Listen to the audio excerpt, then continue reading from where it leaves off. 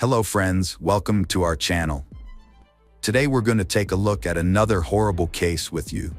The case of Mike Williams.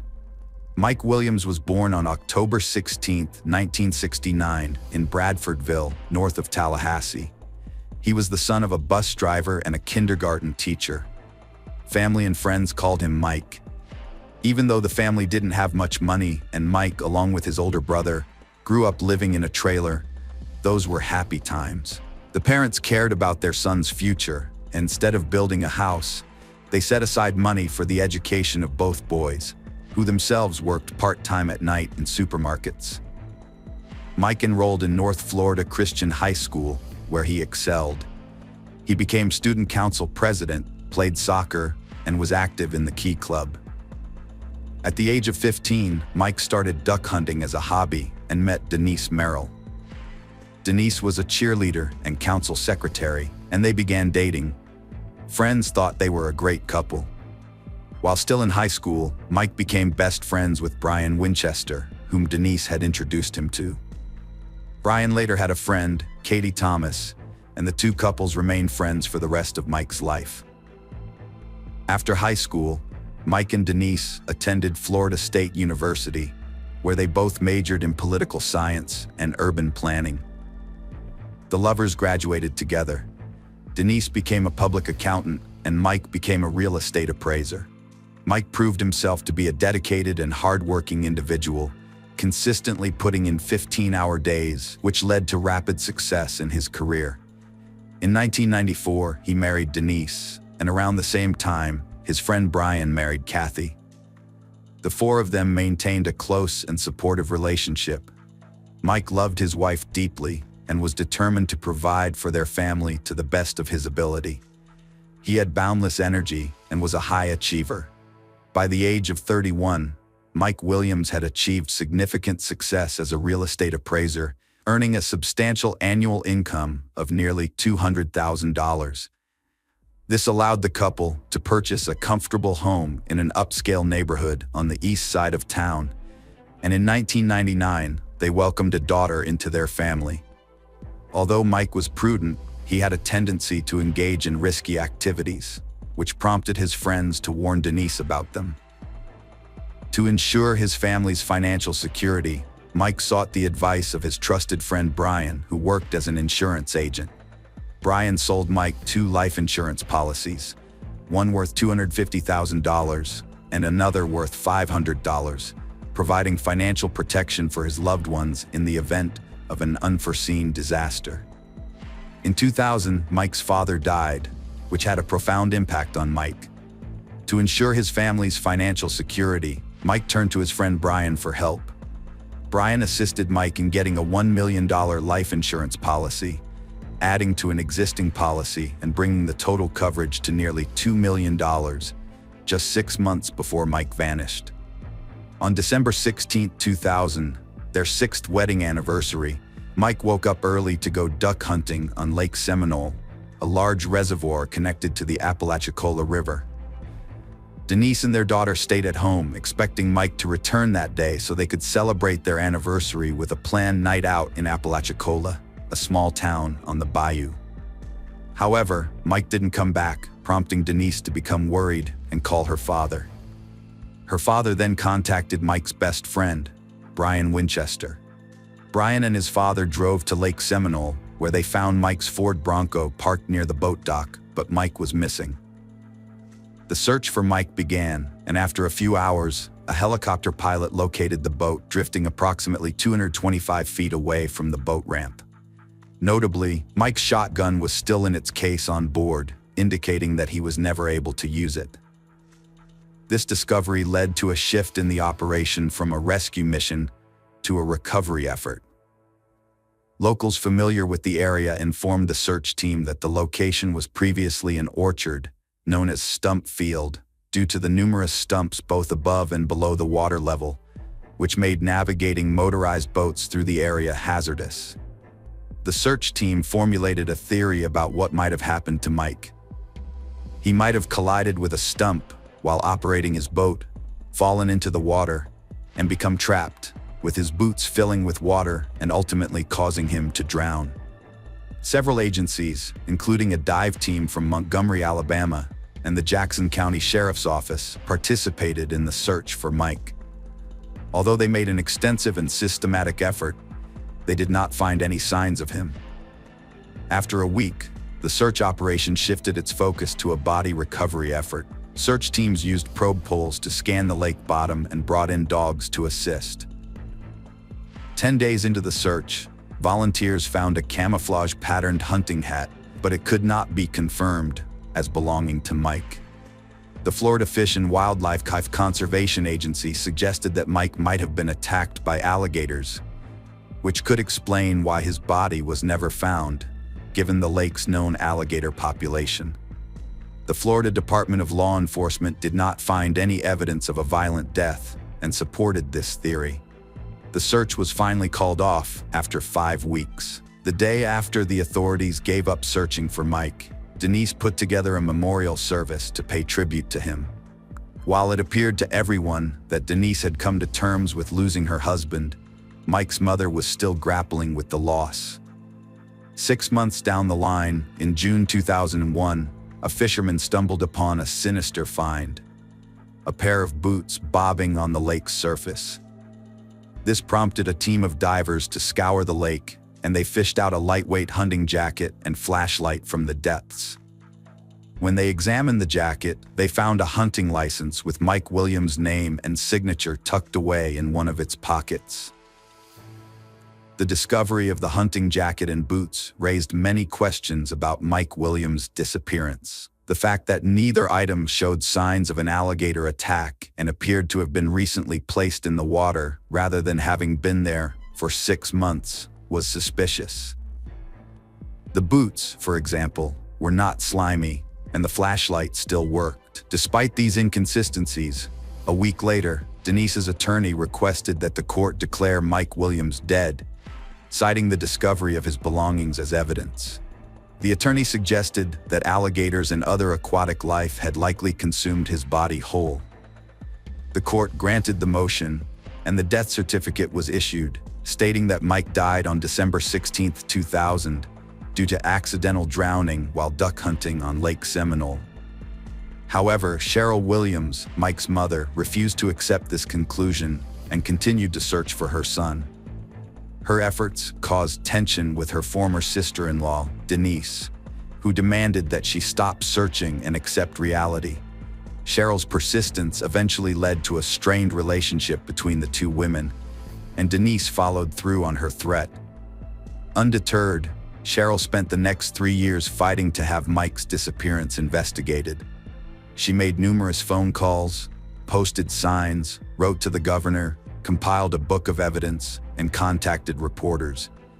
Her persistence finally paid off when she convinced an alligator expert, Matthew Oresco, to get involved. Oresco explained that alligators don't feed during the cold winter months, and that there would always be forensic evidence left behind after an alligator kill. After 3 years, Cheryl Williams finally persuaded law enforcement to abandon the alligator attack theory and launch an official investigation into her son Mike's disappearance. The case was reopened based on newly uncovered facts about alligators' eating habits and evidence gathered from interviews and official data. Former investigator Ronnie Austin revealed that the general consensus among law enforcement agencies was that Mike's death was not accidental. Initially, the Florida Fish and Wildlife Conservation Agency took charge of the case, as Mike was considered a missing hunter. They spent 735 hours searching a 10-acre section of the lake for his body, but neglected to explore other possibilities. Subsequent investigations involved interviewing all those involved in the search, including police officer David Arnett, who was present at the scene. He pointed out several suspicious circumstances. Mike rarely hunted alone. His truck was found in an undeveloped area, and the severe storm that night should have pushed the boat to the east shore, yet it was found on the west shore. Furthermore, the boat's motor was not running, despite being full of gasoline. If Mike had fallen out of the boat while driving, it would have continued to float in circles until it ran out of gas. Unfortunately, law enforcement realized too late that they were not dealing with a simple drowning. By then, the crime scene had already been compromised by numerous volunteers and searchers. A car that could have been a vital clue was taken by the family without proper verification, and potential witnesses were overlooked. Denise Williams and Brian Winchester aroused the suspicion of investigators due to their sudden union. The fact that Winchester had divorced his wife Kathy and married Denise raised eyebrows. Further investigation revealed that Denise had received a substantial financial gain of nearly $2 million from her late husband's life insurance policy. Detectives discovered that Winchester was the one who had sold the policy to Mike. It was also peculiar that Denise, as Mike's wife, showed little interest in the investigation and actively tried to hinder Cheryl's efforts, even going so far as to forbid the grandmother from communicating with her granddaughter. When the newlywed couple was brought in for questioning, their statements failed to shed new light on the case. Brian provided an alibi, stating that he was 60 miles from the lake and at home in bed at the time of Mike's disappearance, which his ex-wife Kathy could corroborate. He claimed that he had intended to go hunting with his father-in-law that morning, but overslept. Denise's interrogation also yielded no new leads. In 2008, the Florida Department of Law Enforcement revealed that Mike's disappearance was not accidental, and they suspect he was a victim of a crime. However, due to the lack of sufficient evidence, they are unable to bring charges. Despite this, Cheryl Williams persisted, and her efforts led to the Discovery Cable Channel featuring a story on Mike's disappearance and the subsequent investigations. By that time, Cheryl had become disenchanted with the Florida Department of Law Enforcement, convinced that they were either incapable or uninterested in resolving the case. Starting in 2012, Mike's mother, Cheryl, began a campaign to push for a new investigator or special prosecutor in Mike's case. Over 9 years, she wrote a staggering 2,600 letters to Governor Rick Scott, pleading her case. Meanwhile, in 2012, Denise discovered that Brian was cheating on her, and they broke up. The following year, she filed for divorce. As the divorce proceedings dragged on, an appraisal of their former family home was scheduled, which would finally free them from their property disputes. This event marked a turning point in Mike's case. The breakup was acrimonious, with Brian refusing to accept the divorce and Denise refusing to continue the relationship. Their constant fighting was further complicated by the Williams investigation, which seemed to be mocking them. Brian continued to call Denise, but she stopped taking his calls. The stress was taking a toll on him. On August 5, 2016, the day of the scheduled real estate appraisal, Denise left her home to drive to her job at Florida State University. As she chatted with her sister on the phone, she noticed someone climbing into the back seat of her car. To her shock, it was Winchester. Brian, who had been hiding in the back seat, pressed a loaded gun against Denise's ribs and ordered her to drive straight ahead. He claimed he was forced to take this drastic measure because she had stopped answering his calls. Denise attempted to placate Brian by agreeing with everything he said and promising to give him a chance to salvage their marriage. Naively, Brian believed her. Denise reassured him that she wouldn't report the incident to the police, and Brian exited the car, taking with him the brown sheet, plastic sheeting, bleach sprayer, and tools. It became evident that Denise had narrowly escaped death. Denise promptly called emergency services, and Brian was swiftly arrested and charged with kidnapping, a first-degree felony in Florida carrying a maximum penalty of life imprisonment.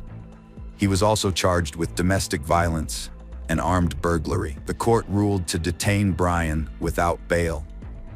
Cheryl Williams, hopeful that this development would shed light on her son's disappearance case, expressed optimism.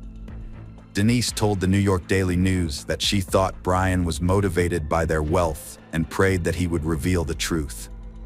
In a surprising turn of events, Brian cooperated, negotiating a lenient deal with the prosecutor and avoiding a life sentence. Brian began his confession by saying that initially, their marriage was going well, but he was a bad husband. He discovered a note in his first wife Kathy's purse revealing her infidelity, and he sought revenge. They regularly socialized with Denise and Mike, going to bars and concerts together. Brian had known Denise since high school, but it wasn't until his girlfriend Kathy cheated on him that he started viewing Denise in a romantic light. The affair between Brian and Denise started in October 1997. What began as a drunken one-night stand at a rock concert soon turned into frequent secret trysts. They would meet at hotels during the workday whenever possible. Brian didn't want to divorce Kathy, but Denise made it clear she wouldn't leave her husband. She cared deeply about public opinion and didn't want to risk losing custody of her daughter.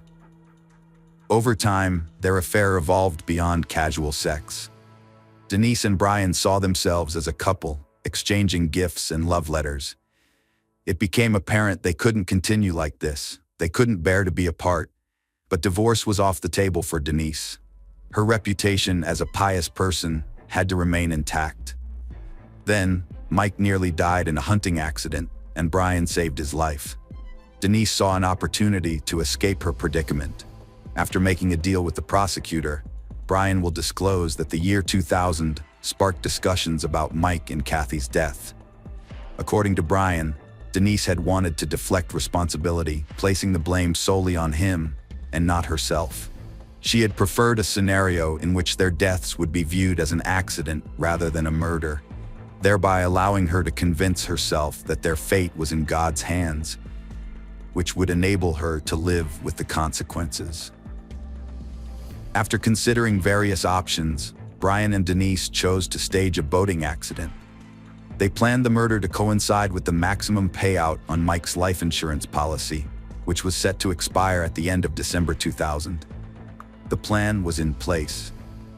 Brian invited Mike on a hunting trip, claiming he'd found an ideal spot on Lake Semol's shores.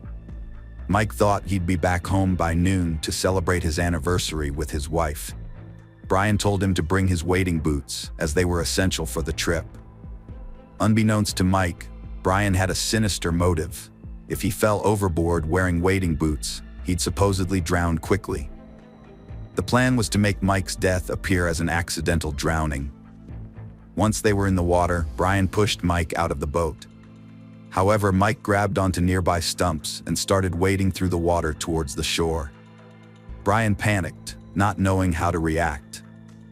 Mike began shouting for help, and Brian, desperate and confused, grabbed a shotgun and shot Mike in the head without thinking of the consequences.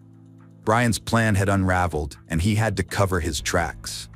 Time was running out. He should have been home by now, getting ready to go hunting with his father-in-law. Since no one knew he was at the lake with Mike, Brian decided to drive home and pretend he'd overslept. He hoped Kathy would still be asleep. Brian entered the house as quietly as possible. Kathy was asleep, and his phone was on the floor. He went to bed, then called his father-in-law to apologize. Next, Brian created an alibi for himself before hiding the body. Denise was unaware that Brian had shot Mike in the head and buried him. Brian tried to confess, but Denise didn't want to hear it. For her, it was enough that her husband was gone. She preferred to believe that God had prevented Mike from swimming out and let him drown, as Brian had suggested. They promised each other to keep the secret. Denise and Brian rationalized the killing, claiming that Mike's presence made it impossible for them to live together. They downplayed the role of money, saying it was just an added bonus.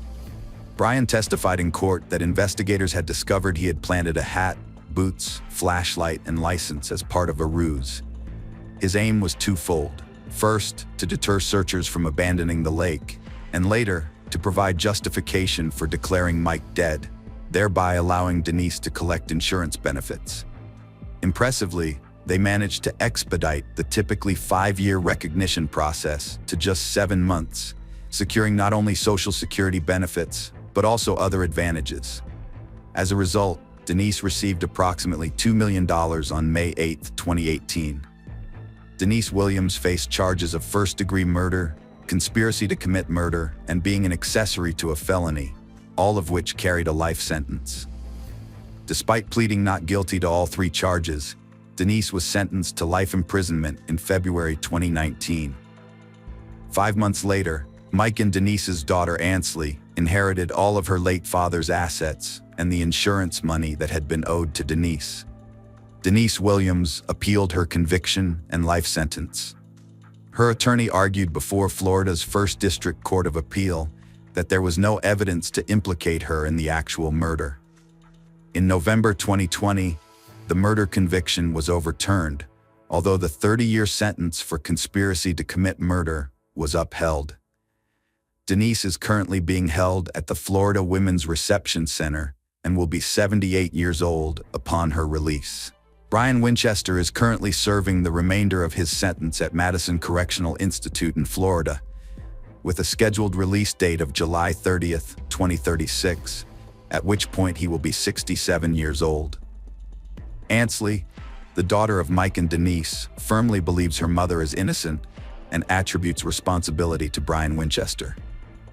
While refusing to discuss the case or her personal life with the media, Ansley remains estranged from her uncle, Nick, and grandmother, Cheryl, who are distressed by their inability to connect with her. Cheryl deeply regrets having lost both her son and her granddaughter. Hello friends, welcome to our channel. Today we're going to take a look at another horrible case with you, the case of Cherie Miller.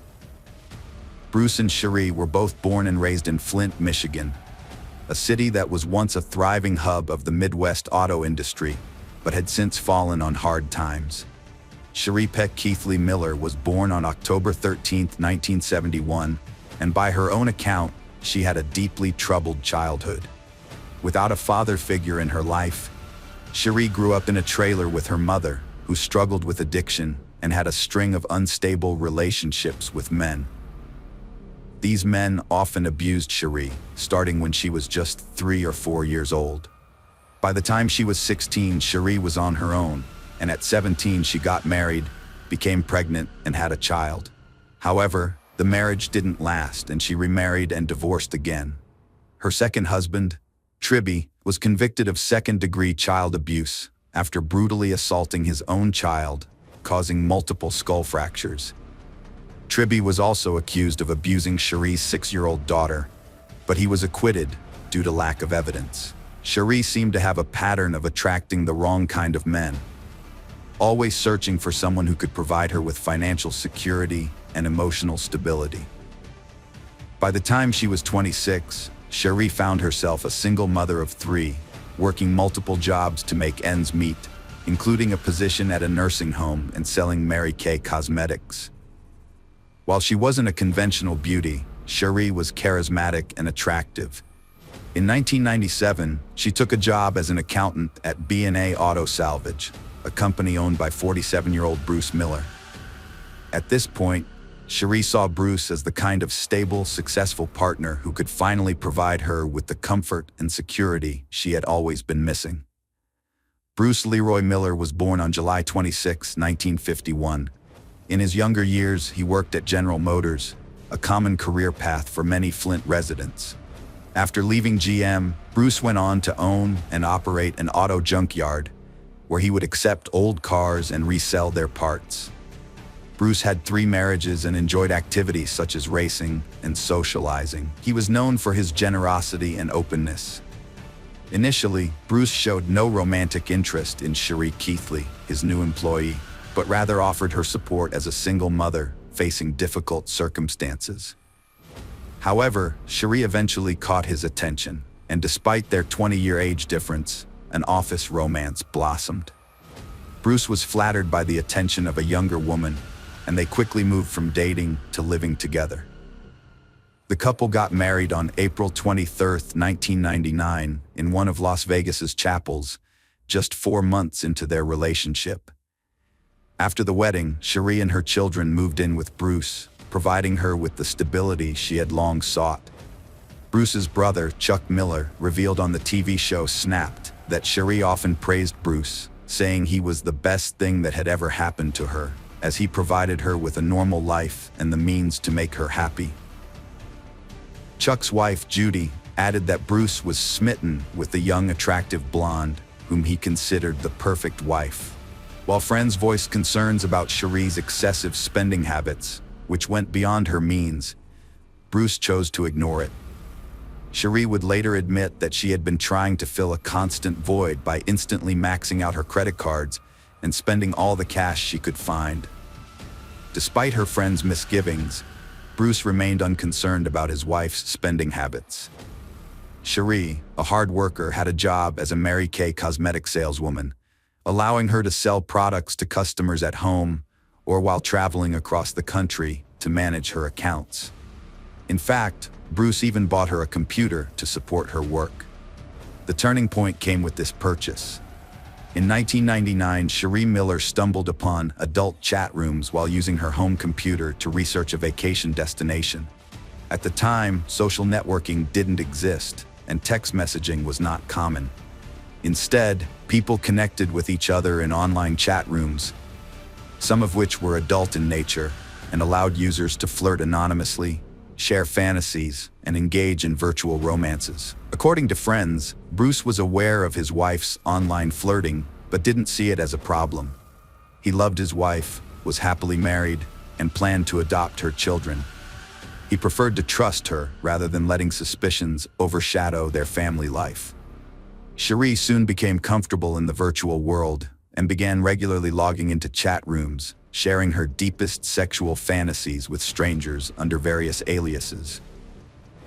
Detective Kevin Shanlian, who investigated the murder case, testified that Cherie had at least 25 different aliases. In 2016, Cherie admitted that she was glued to the computer.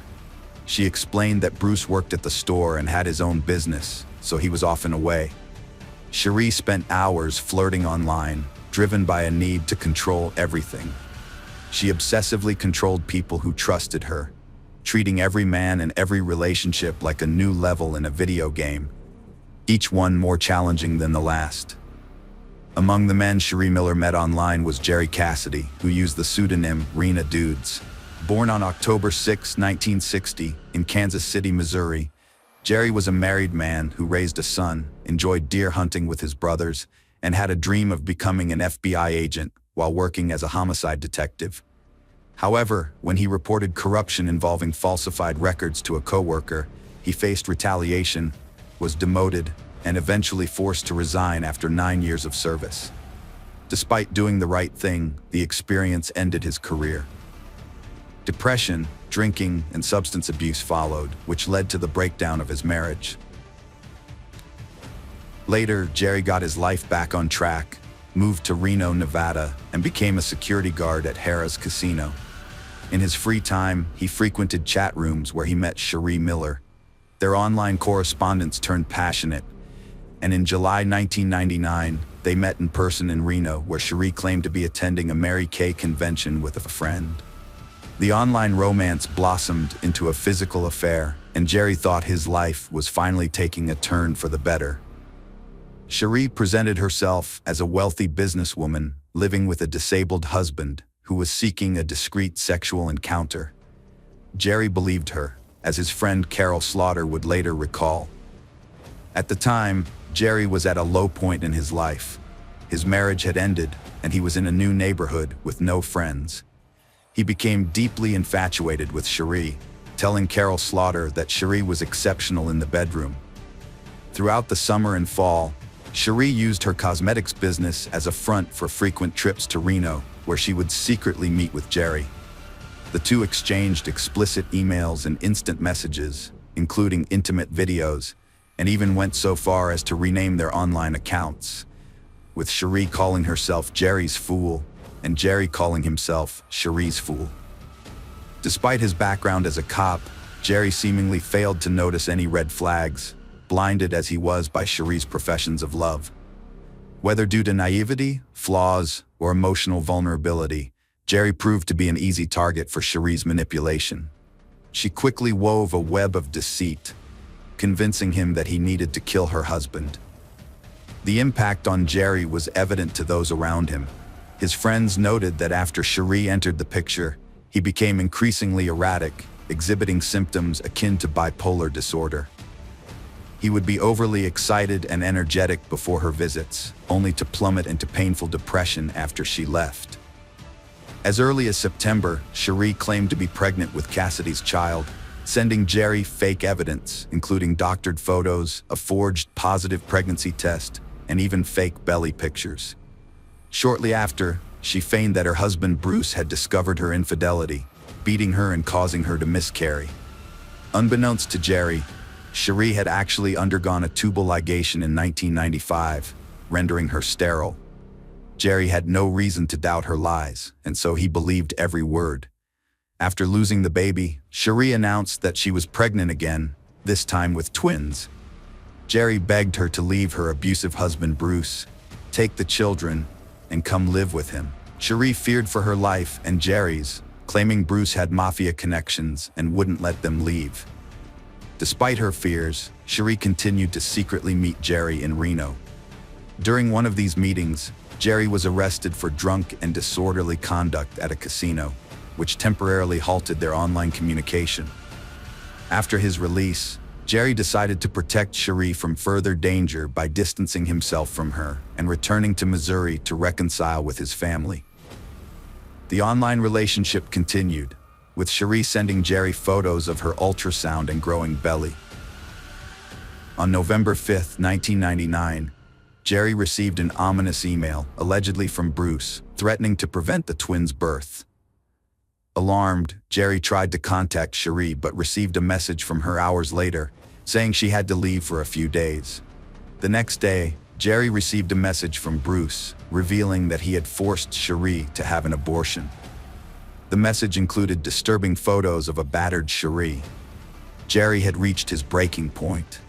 The tragic deaths of his twin children at the hands of Bruce Miller had left him devastated and consumed by anger. He held Bruce responsible not only for the loss of his 3 children, but also for the suffering of the woman he loved. The next day, November 8th, Jerry confided in Cherie, declaring his intention to kill her husband. Together, they began to orchestrate a plan to take his life.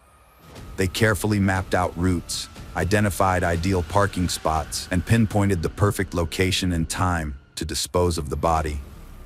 Jerry then embarked on the long journey from his home to Michigan. As Bruce prepared to leave work, he received a call from Cherie, following their plan. She asked him to pick up a pizza on his way home, distracting him from the impending danger. Unaware of the threat lurking behind him, Bruce failed to notice Jerry approaching, shotgun in hand, before he pulled the trigger. After committing the crime, Jerry returned home while Cherie set the next part of their plan in motion. She contacted Bruce's brother, Chuck, pretending to be worried about her husband's prolonged absence, and requested that he drive to the junkyard to check on him. When Chuck arrived, he found his brother's lifeless body on the floor, lying in a pool of blood, with a close-range shotgun wound to the chest. Witnesses reported that Cherie reacted with screams and tears upon learning of Bruce's death. The crime scene was promptly discovered, but the perpetrator had left behind no trace or evidence. Investigators found that Bruce typically carried large sums of cash, leading them to initially suspect that his death might have been the result of a botched robbery, since his wallet was missing. Suspicion fell on John Hutchinson, a friend and employee who had recently borrowed $2,000 from Bruce. Police questioned Hutchinson, searched his home, and seized his weapons, but he denied any involvement. Although Hutchinson failed a polygraph test, the investigation proved inconclusive, and he was eventually released. A theory that the murder was committed to falsify vehicle identification numbers was explored, but none of the leads panned out, and the case was eventually closed. In the meantime, Cherie's behavior seemed suspicious to Judy Miller, the sister of Bruce, the victim. Just 2 days after her husband's death, Cherie was seen dancing happily in a bar in Otisville, Michigan.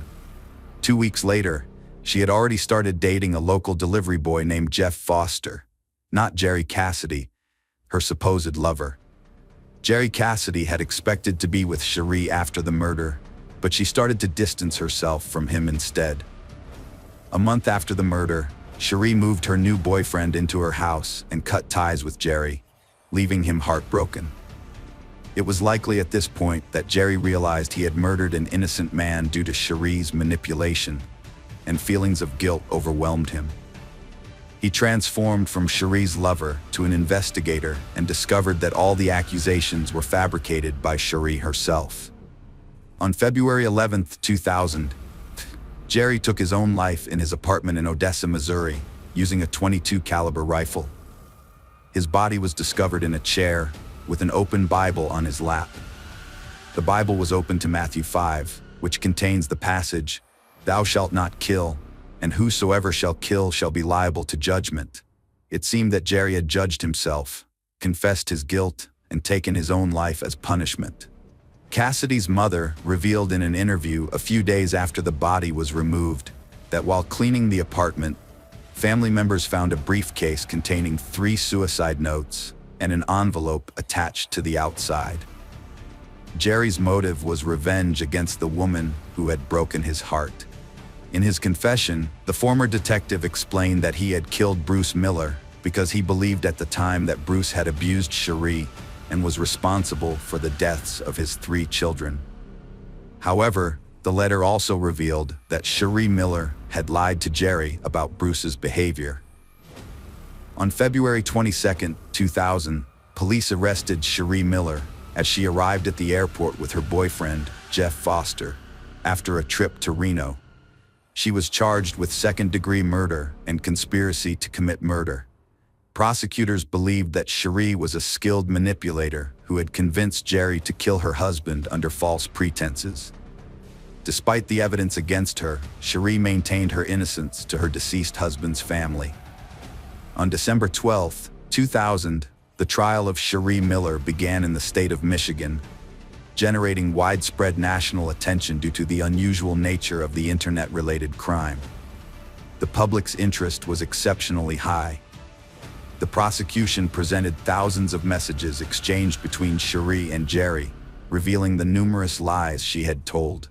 Cherie claimed she had undergone a fallopian tube ligation years prior and therefore could not be pregnant with Jerry's children, and that she had never been abused.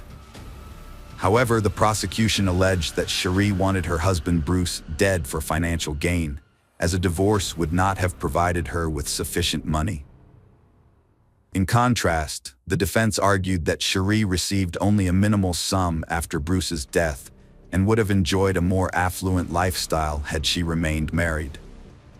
The defense also suggested that Jerry Cassidy was seeking revenge as a spurned lover and had fabricated evidence against Cherie. Cherie told the jury that her online sexual communications with Jerry were merely a fantasy, and that she had lied about her pregnancy to help him cope with depression and about the abuse to deter him from contacting her. Cherie vehemently denied writing the messages that described the crime, implying that Jerry had forged them using his expertise as a homicide detective. However, the police discovered evidence of the messages on Cherie's computer. The online correspondence played a crucial role in the trial. Miller was convicted on December 22nd, receiving a life sentence for murder and 54 to 81 years for conspiracy. In 2007, while incarcerated, she was diagnosed with post-traumatic stress disorder and other mental health issues. Miller began treatment and filed an appeal, even getting married for the 4th time. Michael DeNoia saw Miller's story on the news and was captivated by her charm. He wrote to her, and in 2008, he visited her in prison, proposing during the visit. Although some reports claim they got married in April 2008, there is no evidence to support this. In 2008, Miller's conviction was overturned on appeal, and she was released from prison in 2009.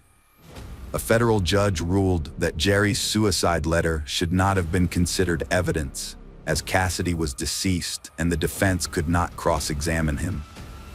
The judge ordered a new trial and released Miller on bail. In 2012, Cherie was returned to jail to resume serving her original sentence, following a court ruling that re-evaluated the admissibility of the suicide letter. Having spent 3 years outside, Cherie continued to proclaim her innocence.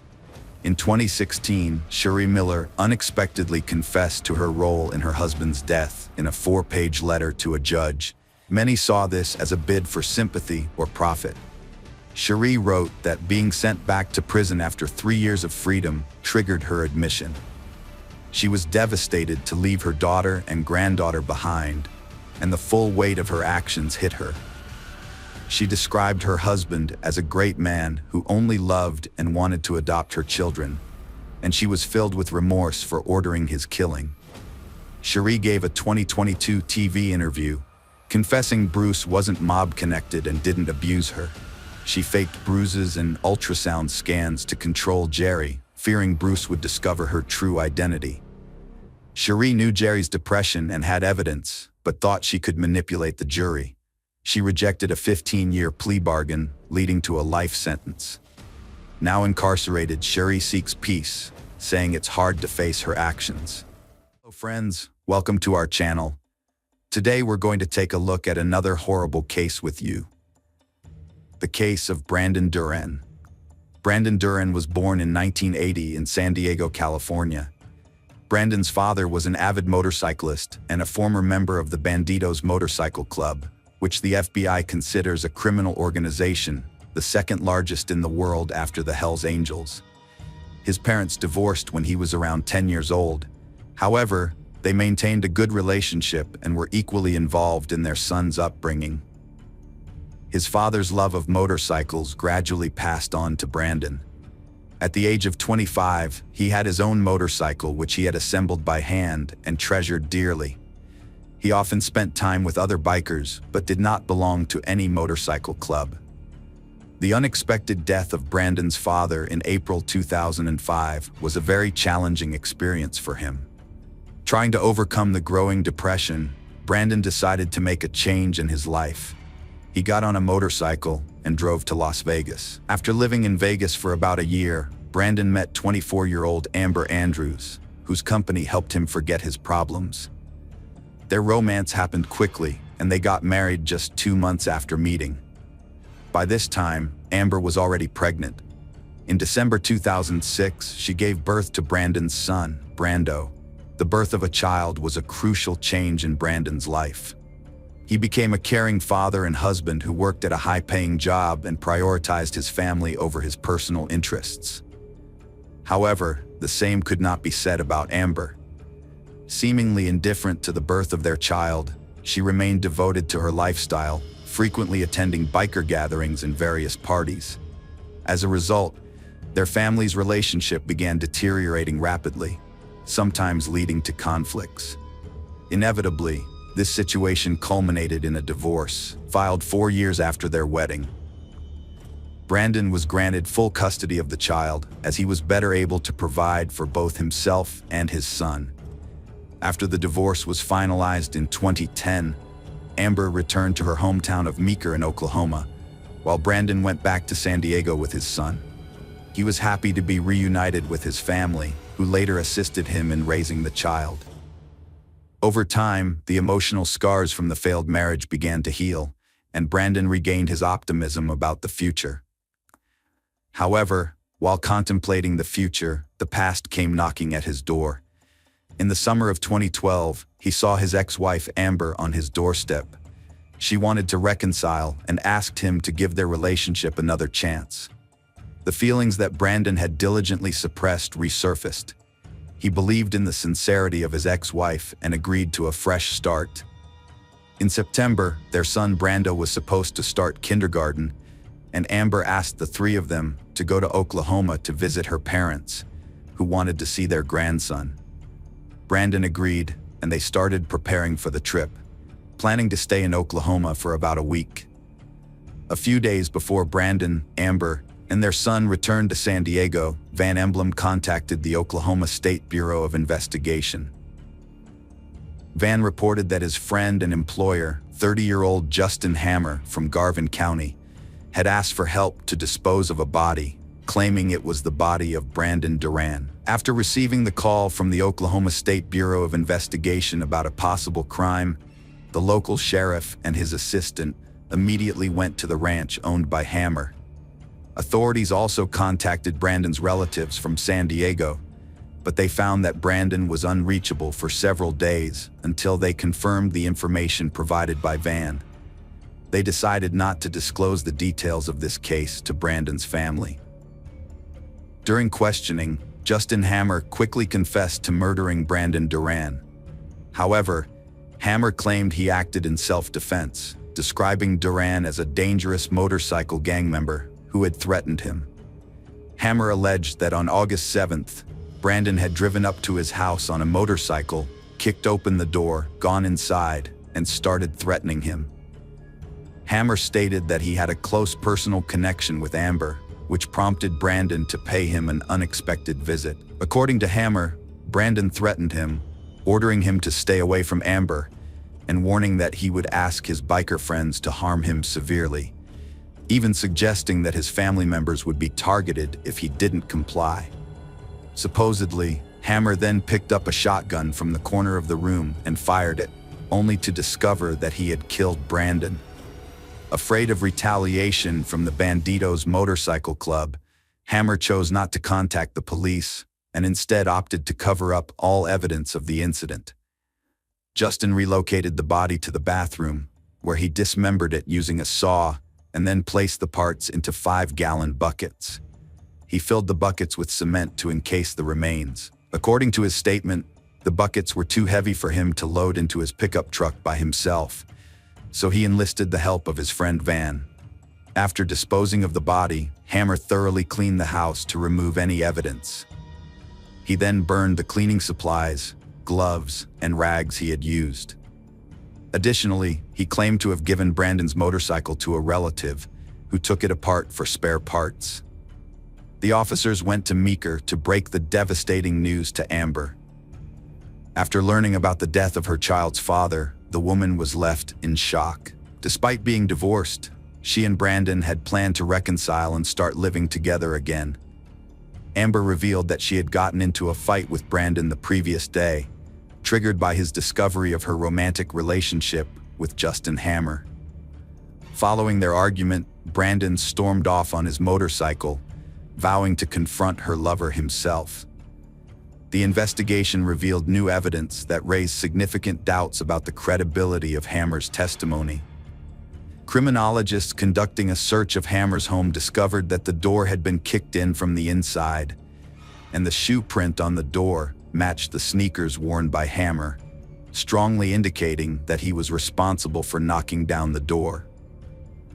Furthermore, they uncovered a list of items necessary for disposing of a body and a gun safe, suggesting that the crime was premeditated rather than spontaneous, and that Hammer had been preparing for it in advance.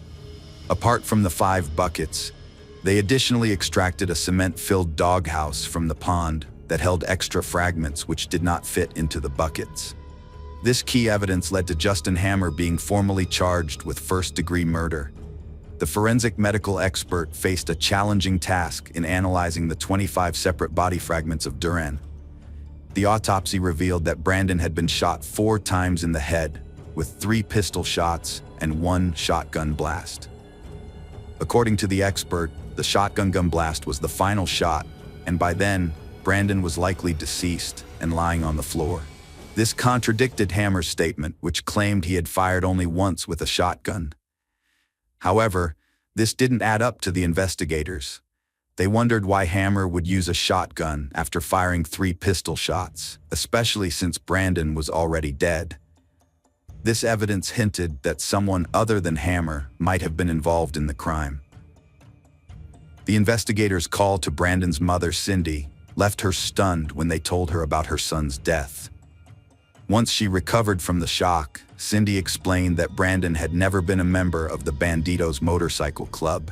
She said that Brandon's father had passed on his love for motorcycles to his son, but it never went beyond that. Cindy also mentioned another interesting detail. When Brandon left for Oklahoma, his bike was broken, and he had loaded it into the back of his pickup truck, hoping to fix it there. Cindy also said that Brandon avoided conflict and that his ex-wife, Amber, was the source of all his problems. Amber's infidelity had plagued their relationship from the start. Even after the birth of their son, Amber continued her lifestyle, and whenever Brandon expressed his disapproval of her behavior, she would start a fight. All this eventually led to a divorce, with Brandon getting full custody of their son, which made Amber furious. She then disappeared for over a year, showing no interest in her son's life. So, when she suddenly appeared and asked for a second chance, Brandon and his family were shocked. After learning about Justin Hammer and Amber's romantic relationship, the investigators turned their attention to Brandon's ex-wife. Amber told the police that Brandon had left on a motorcycle following their argument. However, his family contradicted this, saying the motorcycle was broken. This raised a question. If the breakage was not severe, why would Brandon take the motorcycle all the way to Oklahoma instead of fixing it at home? Amber had never mentioned that Brandon was repairing it. Amber also claimed she had a doctor's appointment on the day Brandon went to deal with Hammer, but the police found no evidence of her visit to any medical facility in the city. This meant Amber had no solid alibi for the time in question. Further investigation revealed that Amber had asked a friend to babysit her son on the day of Brandon's death. When the friend arrived at 3 p.m., Amber and Brandon left the house together in Brandon's pickup truck with a motorcycle in the back. Amber had left her phone at home and didn't return for 8 hours.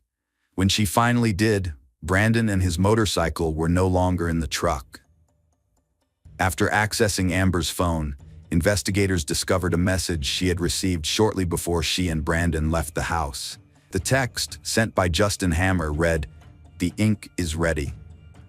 Investigators suspected that this was a coded message, indicating that everything was in place to deal with Brandon. Following interviews with Amber's close friends, detectives learned that she had no intention of reconciling with her ex-husband and consistently spoke ill of him. She harbored a strong resentment towards Brandon, who had been granted full custody of their son, and viewed him as uncool, referring to him as a square. Soon, the authorities discovered physical evidence that contradicted Amber's story.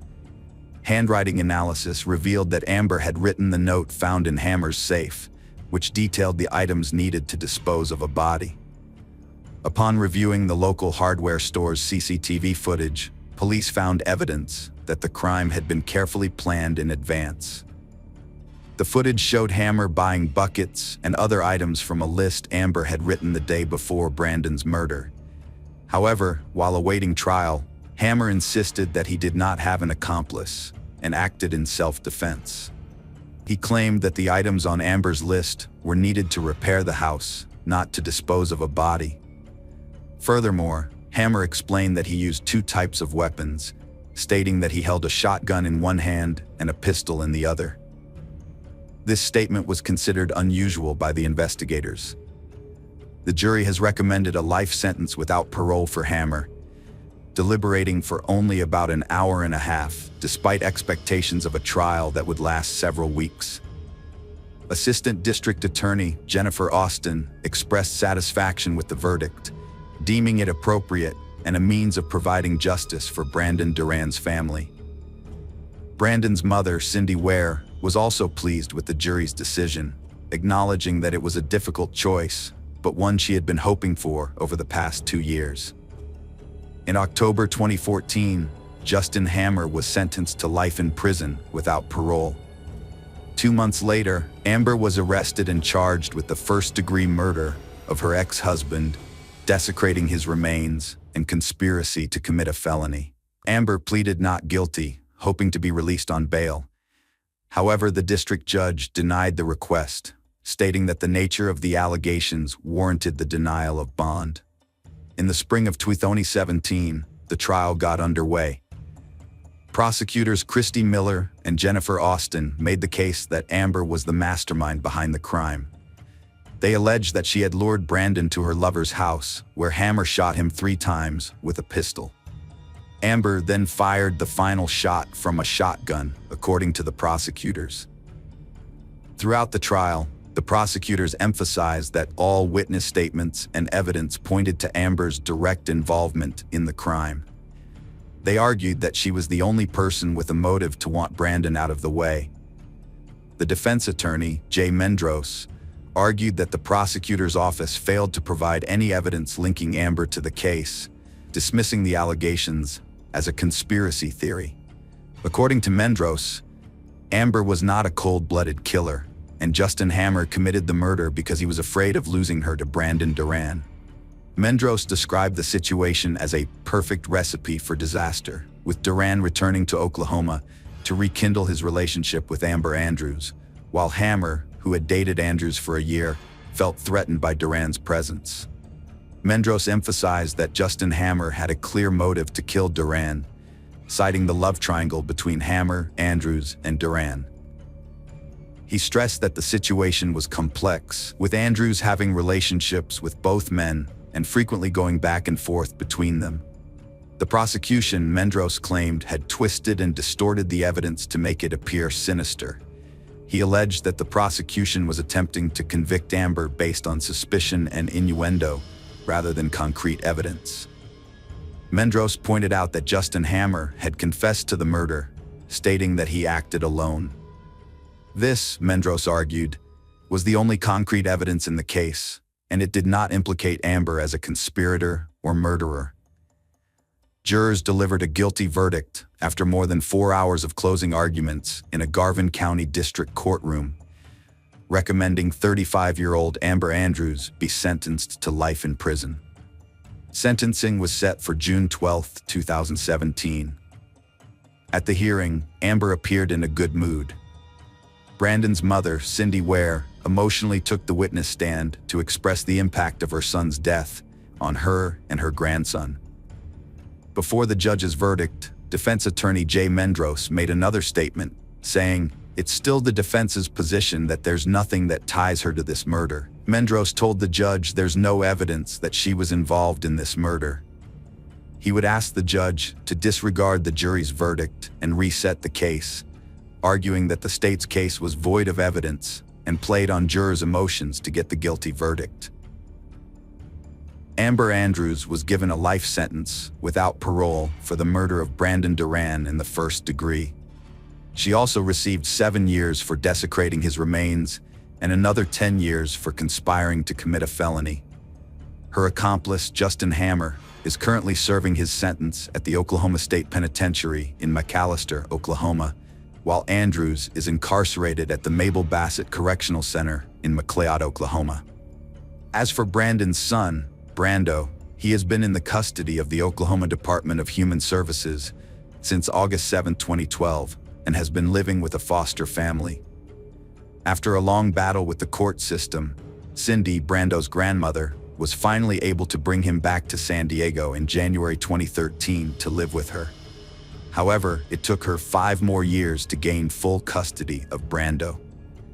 After the trial, Cindy and her relatives told Brando the truth about the verdict and his mother, Amber Andrews. Hello friends, welcome to our channel. Today we're going to take a look at another horrible case with you. The case of Matthew Patrick Podolak.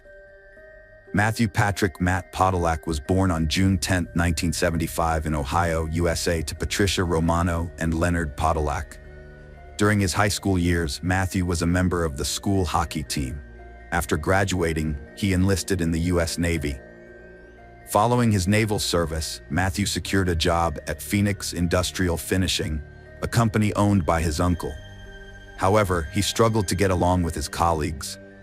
According to his sister Chrissy Duca, some coworkers disliked him, possibly due to jealousy over his expected promotion and his uncle's plans to groom him to take over the business. Matthew enjoyed pursuing outdoor activities, such as boating, camping, and hunting. In his free time, he also played softball and hockey. Matthew met Holly McFeature in 2003, and they began dating shortly after. They eventually moved in together in a home in Cleveland. Their friends described Matthew as a man overjoyed to have found someone to settle down with and start a family. Within a year, they had their first child, a daughter named Samantha, and about 2 years later, they had a son named Josh. The family also included a third child from Holly's previous relationship. Matthew's mother, Patricia, described how her son fell deeply in love, giving himself 110% to the relationship. He was truly devoted to Holly. However, by 2005, their romance had deteriorated, becoming argumentative, strained, and divisive. Whenever Matthew and Holly quarreled, he would leave home and spend the night at a friend's place. This wasn't an isolated incident, and his friends repeatedly urged him to break off the relationship, warning him about Holly's selfish behavior. Despite their concerns, Matthew refused to listen and always went back to her. Matthew held a life insurance policy that named Holly McFeature as the beneficiary. Despite friends warning Matthew to remove Holly from the list of beneficiaries, he refused to do so. Russell, Matthew's closest friend, portrayed Matthew's emotional state as fluctuating wildly, veering from extreme happiness to intense anger, upset, tears, and occasional fear. Russell also testified that he was aware Matthew had sunk into depression during that period. According to Russell, Matthew was overly ecstatic about his future life and was particularly enthusiastic about raising all 3 kids. However, given the unstable situation, Russell cautioned Matthew that he needed to take precautions to safeguard himself and remove any firearms from the house. In 2006, after the hockey season came to an end, Matthew turned to online gambling, which led to significant financial losses. His family and friends soon became aware that he was struggling with his mental health, as he was clearly unwell and depressed. At the urging of his loved ones, Matthew sought medical attention from a doctor, who subsequently prescribed him antidepressant medication. By Memorial Day weekend, Russell Harry had become very worried about Matthew's physical health. After enlisting Matthew's help to move a motor from one boat to another, Russell noticed some alarming changes. Matthew, once very strong, had now gained weight and was sweating excessively. He was also complaining of back pain and felt he had lost his strength. Russell urged Matthew to see a doctor and even recommended a specific physician, Dr. Thomas Mandat. Matthew saw Dr. Mandat on July 26, 2006.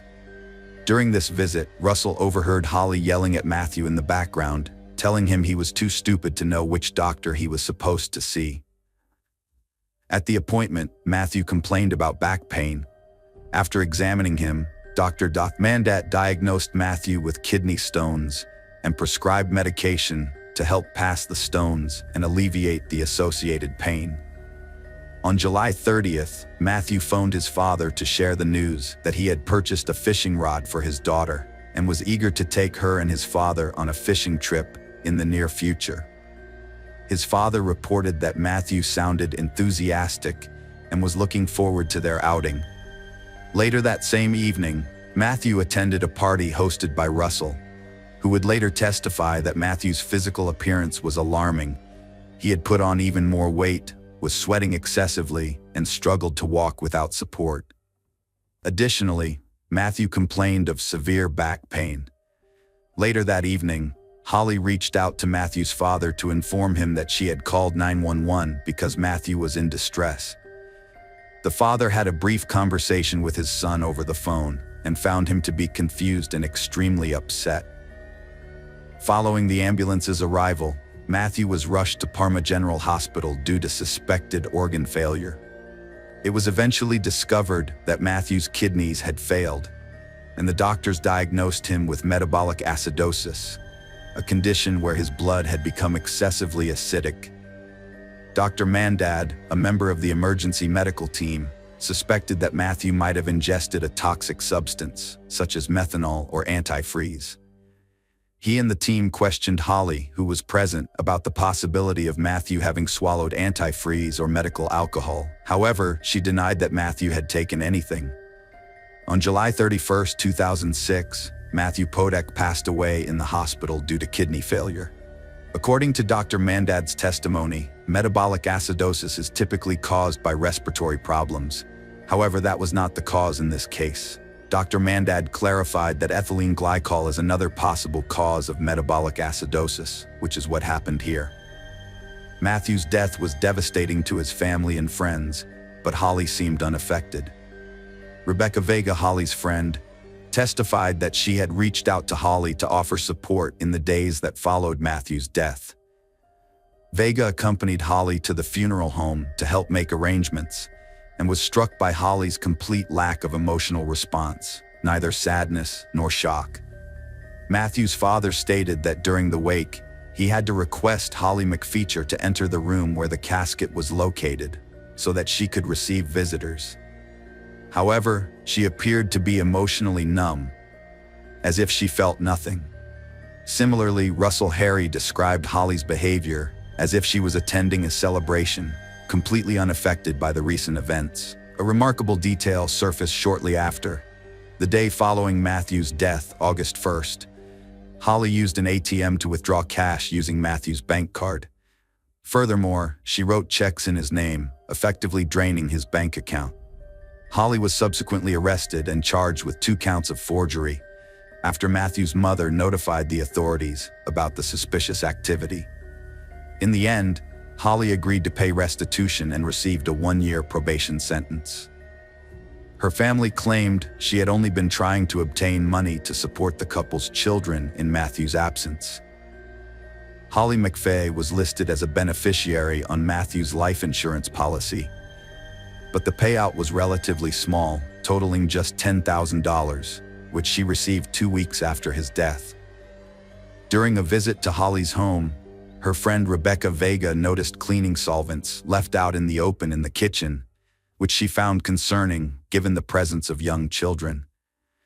When Vega inquired about the substances, Holly explained that one of the items was antifreeze, which Matthew had used to winterize his boat. Matthew's best friend, Russell, testified that Matthew hadn't owned a working boat since 2004 or 2005, when the engine failed. Michael Jama, a Cleveland police officer who had known Holly McFee since 2002, would often visit her house for coffee and conversation. He'd typically call ahead to avoid interrupting another man's visit. One day, he called to check if he was catching her at a bad time, and she told him not to worry about it anymore, explaining that Matthew had passed away the previous week. The officer was struck by her casual tone, which seemed careless and heartless to him. After Matthew's death, Holly had his computer handed over to a friend who then removed certain content from the hard drive. She also cut up his clothes to make a quilt, which meant that his father and brother were left with no clothing items to remember him by. 6 weeks later, Holly started dating Charles Lightbaum, a police officer from Cleveland. At first, she told him that her ex-boyfriend had died from kidney failure. However, she later changed her story after the autopsy results were released in January 2007, revealing that Matthew Podak's system contained a large amount of ethylene glycol, the active ingredient found in antifreeze. Holly confided in her new lover, Charles Lightbaum, that Matthew might have intentionally taken something to end his life. The autopsy report revealed that Matthew Podak's death was caused by chronic ethylene glycol intoxication, but the coroner was unable to determine whether it was an accident, suicide, or homicide. Holly also told Sean Walsh that Matthew had died in an industrial accident, suggesting that a colleague might have poisoned him out of jealousy due to his privileged position as the boss's nephew. However, Matthew's family suspected that the person responsible might have been someone within their inner circle. In 2007, after Holly moved away, detectives visited her former house and seized 2 bottles of antifreeze from the garage, as documented in the police report. Later that year, following her breakup with Charles Lightbaum, Holly met Jameson Kennedy at the bar where she worked. This was in the spring of 2008. Notably, Holly did not share any information about Matthew's death with Jameson. It is worth mentioning that Jameson Kennedy had a substantial criminal record and struggled with alcohol and drug abuse. One day in September 2008, Holly and Jameson were together, drinking and intimate, when Holly became emotional and started discussing Matthew. She broke down in tears, saying she wanted to escape the situation and leave Cleveland behind. She expressed regret over what had happened. Jameson asked her what she was sorry about, and Holly confided that she had tampered with Matthew's drinks, causing him to fall ill over time and eventually leading to his death. Jameson was unsure if she was telling the truth. Following Holly's confession, Jameson met with an old friend, Santiago Feliciano, a lawyer. Jameson shared Holly's admission with Santiago, who advised him to report the information to the authorities if he believed it to be true. After Jameson discussed Holly's confession with her, he called her to clarify the details. But during their phone conversation, Holly vehemently denied ever harming Matthew, accusing Jameson of misquoting her. She insisted she never told him about putting anything in his drink and would never do such a thing. The incident marked the beginning of the end of their relationship. Jameson accused Holly of cheating on him on November 8, 2008, and confronted her at her house to discuss his suspicions. Feeling scared, Holly called the police. When the officers arrived, Jameson attacked them, leading to his arrest and charge of assault. Jameson Kennedy was later found guilty and sentenced to 10 years in prison for assaulting the officers. Not only that, but after his arrest, he also informed the police about Holly's alleged confession. He refused to protect the person responsible for his own arrest. As a result, more and more evidence pointed to Holly McPhee's involvement in Matthew Podolak's death. The police initially investigated Matthew's death in 2007, following the release of the autopsy report. However, they did not initially suspect foul play, which led to a lengthy delay in the case. Let's examine the autopsy report in more detail. As a seasoned forensic pathologist and medical examiner with over 10 years of experience, Dr. Galita's job involved performing autopsies and determining the causes and nature of death. With more than 3,500 autopsies under his belt, he was well equipped to conduct the autopsy on Podolak, which he did the day after Podolak's death.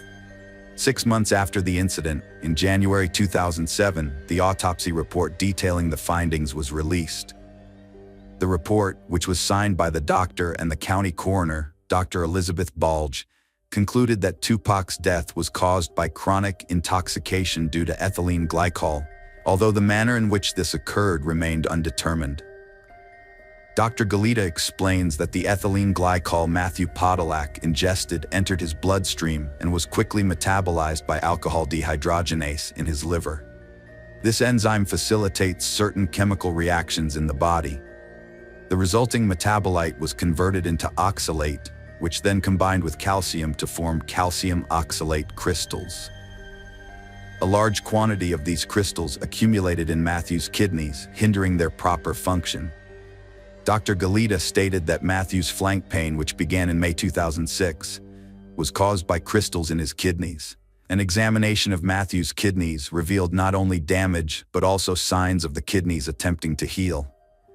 Additionally, Dr. Galita discovered crystals in Matthew's heart and brain and diagnosed him with severe acute myocarditis, an acute inflammation of the heart muscle.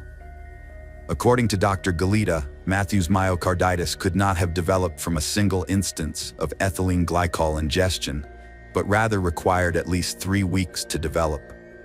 Furthermore, Dr. Galita ruled out the possibility that Matthew had suffered a heart attack.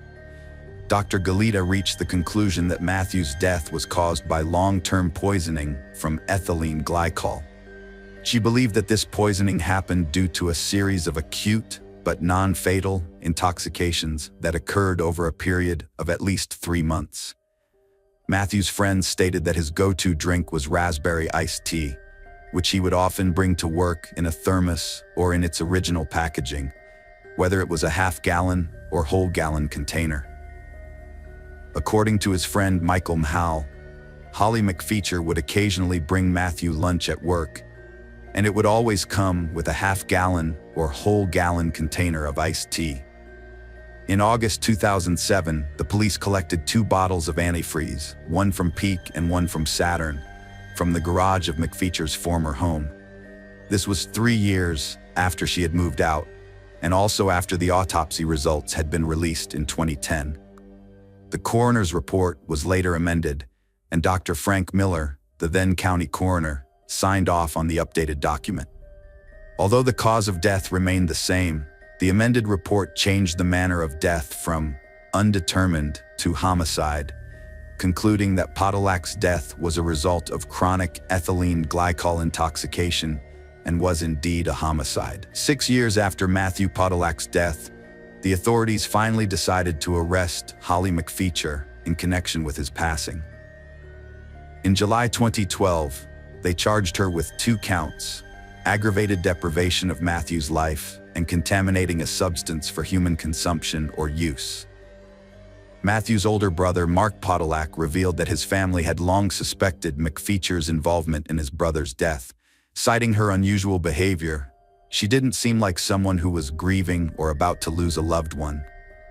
The investigators believed that Holly had been secretly adding antifreeze to Matthew's cold raspberry tea over a period of weeks or even months. She pleaded not guilty to the charges and appeared in court in 2013. The case against Holly rested solely on circumstantial evidence. During the trial, the prosecution called 15 witnesses, including Matthew's family and friends, Dr. Galita, Dr. Thomas Mandat, Matthew's doctor, and several police officers involved in the investigation. These witnesses testified about Holly's behavior, a phone call Matthew made before visiting the doctor, and the fact that Matthew had not owned a working boat since 2004, so he had no reason to use antifreeze for that purpose. Holly's lawyers claimed that Matthew's family and friends were convinced of her guilt and immediately launched a vigorous campaign targeting law enforcement agencies to ensure she was brought to justice after his death. The state's primary witness was Dr. Galita, the medical examiner who performed the autopsy on Matthew's body. During his extensive testimony, Dr. Galita explained how he arrived at the conclusion that Matthew had been subjected to chronic poisoning over a period of 3 months. He pointed out that he discovered crystals in Matthew's kidneys and cardiac myocarditis, both of which can be caused by exposure to ethylene glycol. He ruled out other possible causes of myocarditis, including bacterial, fungal, and viral infections. Furthermore, Dr. Galita testified that if Matthew had experienced a single acute exposure to ethylene glycol, myocarditis would not have developed. Galita clarified why he altered the original autopsy report 3 years later. At the time in 2007, the coroner's office lacked sufficient information to conclude that the death was a result of intentional life deprivation, so the manner of death was initially classified as undetermined. The testimonies of other witnesses supported Dr. Galita's findings on the cause of death. Matthew's friends testified that Podolak's health started to decline in the spring of 2006, and he was diagnosed with kidney stones in July of that year, with his health continuing to deteriorate afterwards. As for the relationship between Podolak and McFeature, the state's witnesses stated that it had become increasingly volatile. Matthew seemed fearful, and one of his friends even advised him to take his weapons out of the house, which he did. Holly's lawyers claim their client was not responsible for Matthew's death. They suggested that Matthew, who was struggling with depression due to online gambling losses, work issues, and communication problems with his young child, intentionally took a lethal dose of antifreeze. The defense also argued that Matthew died from a single dose, rather than multiple doses taken over several weeks or months. To support this, they presented Dr. Robert Bucks, the coroner from El Paso County, Colorado. He testified that Matthew suffered from acute poisoning, which indicated a one-time ingestion of ethylene glycol and suggested that Matthew wanted to end his life. Dr. Bucks disagreed with Dr. Galita's finding of myocarditis, instead believing Matthew had a heart attack. He also stated that a person can have myocarditis without ethylene glycol poisoning, and that flank pain is not a symptom of ethylene glycol poisoning. Additionally, Dr. Bucks claimed there was no connection between kidney stones and ethylene glycol poisoning. The state presented evidence that despite struggling with depression, Matthew was dedicated to being a good father to his children and had made plans with them as recently as the day before his death. Additionally, there was evidence that he had sought medical help for both his mental and physical health issues. One key witness at the trial was Jamison Kennedy, who both asserted that Holly had confessed to them that she had mixed something into Matthew's drinks. Kennedy was brought to the courtroom from prison, where he was serving a 10-year sentence for assaulting police officers. He repeated his claim that Holly had confessed to him about her involvement in Matthew's death, but Holly denied making such a statement. Despite Kennedy's questionable credibility, the court transcript shows that Sergeant Michael Quinn testified that when Kennedy initially told the authorities about Holly's confession, there was no public knowledge that Matthew had died from ethylene glycol poisoning. This suggests that Kennedy's information did not come from elsewhere, contradicting Holly's claim. Holly claimed that Kennedy had given her a choice: either receive leniency in her criminal case or exact revenge on her. After deliberating for 3 days, the jury delivered a verdict on August 28, 2013, finding Holly guilty on all counts. The court subsequently sentenced her to life imprisonment, with the possibility of parole after 30 years. This case relied solely on circumstantial evidence and witness testimonies. In your opinion, was Holly truly guilty? Is it plausible that Matthew intentionally consumed antifreeze for 3 months in an attempt to harm himself? Hello friends, welcome to our channel.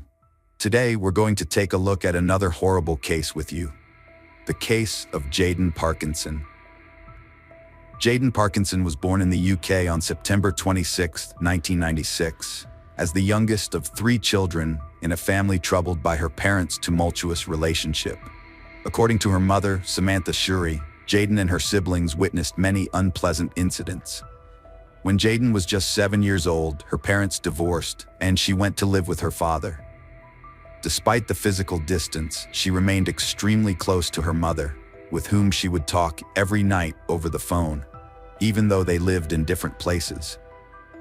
As Jayden entered her teenage years, her life became increasingly unstable.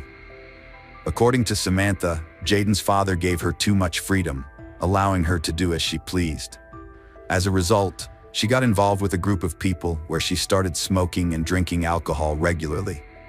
During this time, she alternated between living with her father and her mother. At the age of 13, she ran away from home and went to live with her mother, claiming she preferred to stay with her. In the end, the family court ruled in favor of Jayden, allowing her to remain with her mother. Jayden experienced numerous conflicts with various individuals at school, including her teachers. She resented being told what to do and having her behavior controlled. In her personal life, she was in a romantic relationship with Ben Blakely. Jayden was only 14 years old when she met Blakely, a former garbage collector. Although they didn't cohabitate since she was still a minor, he persisted in his efforts to influence her, gradually bringing about significant changes in her. Jayden was 15 when she began dating Ben, who was 20 at the time. The significant age gap understandably concerned Jayden's mother, but she was powerless to intervene. Initially, their relationship was loving and romantic, but it eventually deteriorated. The mutual understanding and affection they once shared vanished, replaced by tension and strain. Ben exerted control over every aspect of Jayden's life, dictating her appearance, from makeup to clothing choices. He isolated her from family and friends, causing Jayden to move out of her mother's house and into a hostel for women escaping domestic violence. Ben was banned from visiting the hostel, but that didn't stop him from exerting total control over her life. The couple frequently clashed, and Jayden even alerted the hostel staff that Ben had a history of aggression towards her. She was unable to make a move without his approval. Ben took her mobile phone away, convincing her that she didn't need anything or anyone else as long as she had him and his love. He prohibited her from interacting with men and monitored all her social media activity. As a result, she stopped going to school. Ben's grip on her was so tight that he even refused to let her leave her room to use the bathroom. Jayden used to have daily phone conversations with her mother, but nowadays, they barely talk once or twice a month. Samantha begged her daughter to come back home and break up with Ben, but Jayden refused to listen. The reality was that Ben had a tight grip on Jayden, controlling her both emotionally and physically. There were even times when she had visible bruises on her face. On November 30th, 2013, Jayden revealed to her mother that she was pregnant, hoping the news would prompt Ben to reform his attitude towards her and his lifestyle.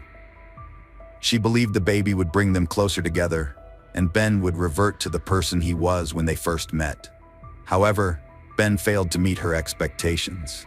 As he often did, Ben manipulated Jayden into isolating herself from friends and family, making her dependent on him alone. Without her own financial means, Jayden lost autonomy, with Ben eventually restricting her from leaving her room, even to use the bathroom. Unbeknownst to Jayden, Ben secretly dated other girls, exerting psychological and physical control over them as well. When Samantha found out her daughter Jayden was pregnant, she asked her to come back home, but Jayden refused.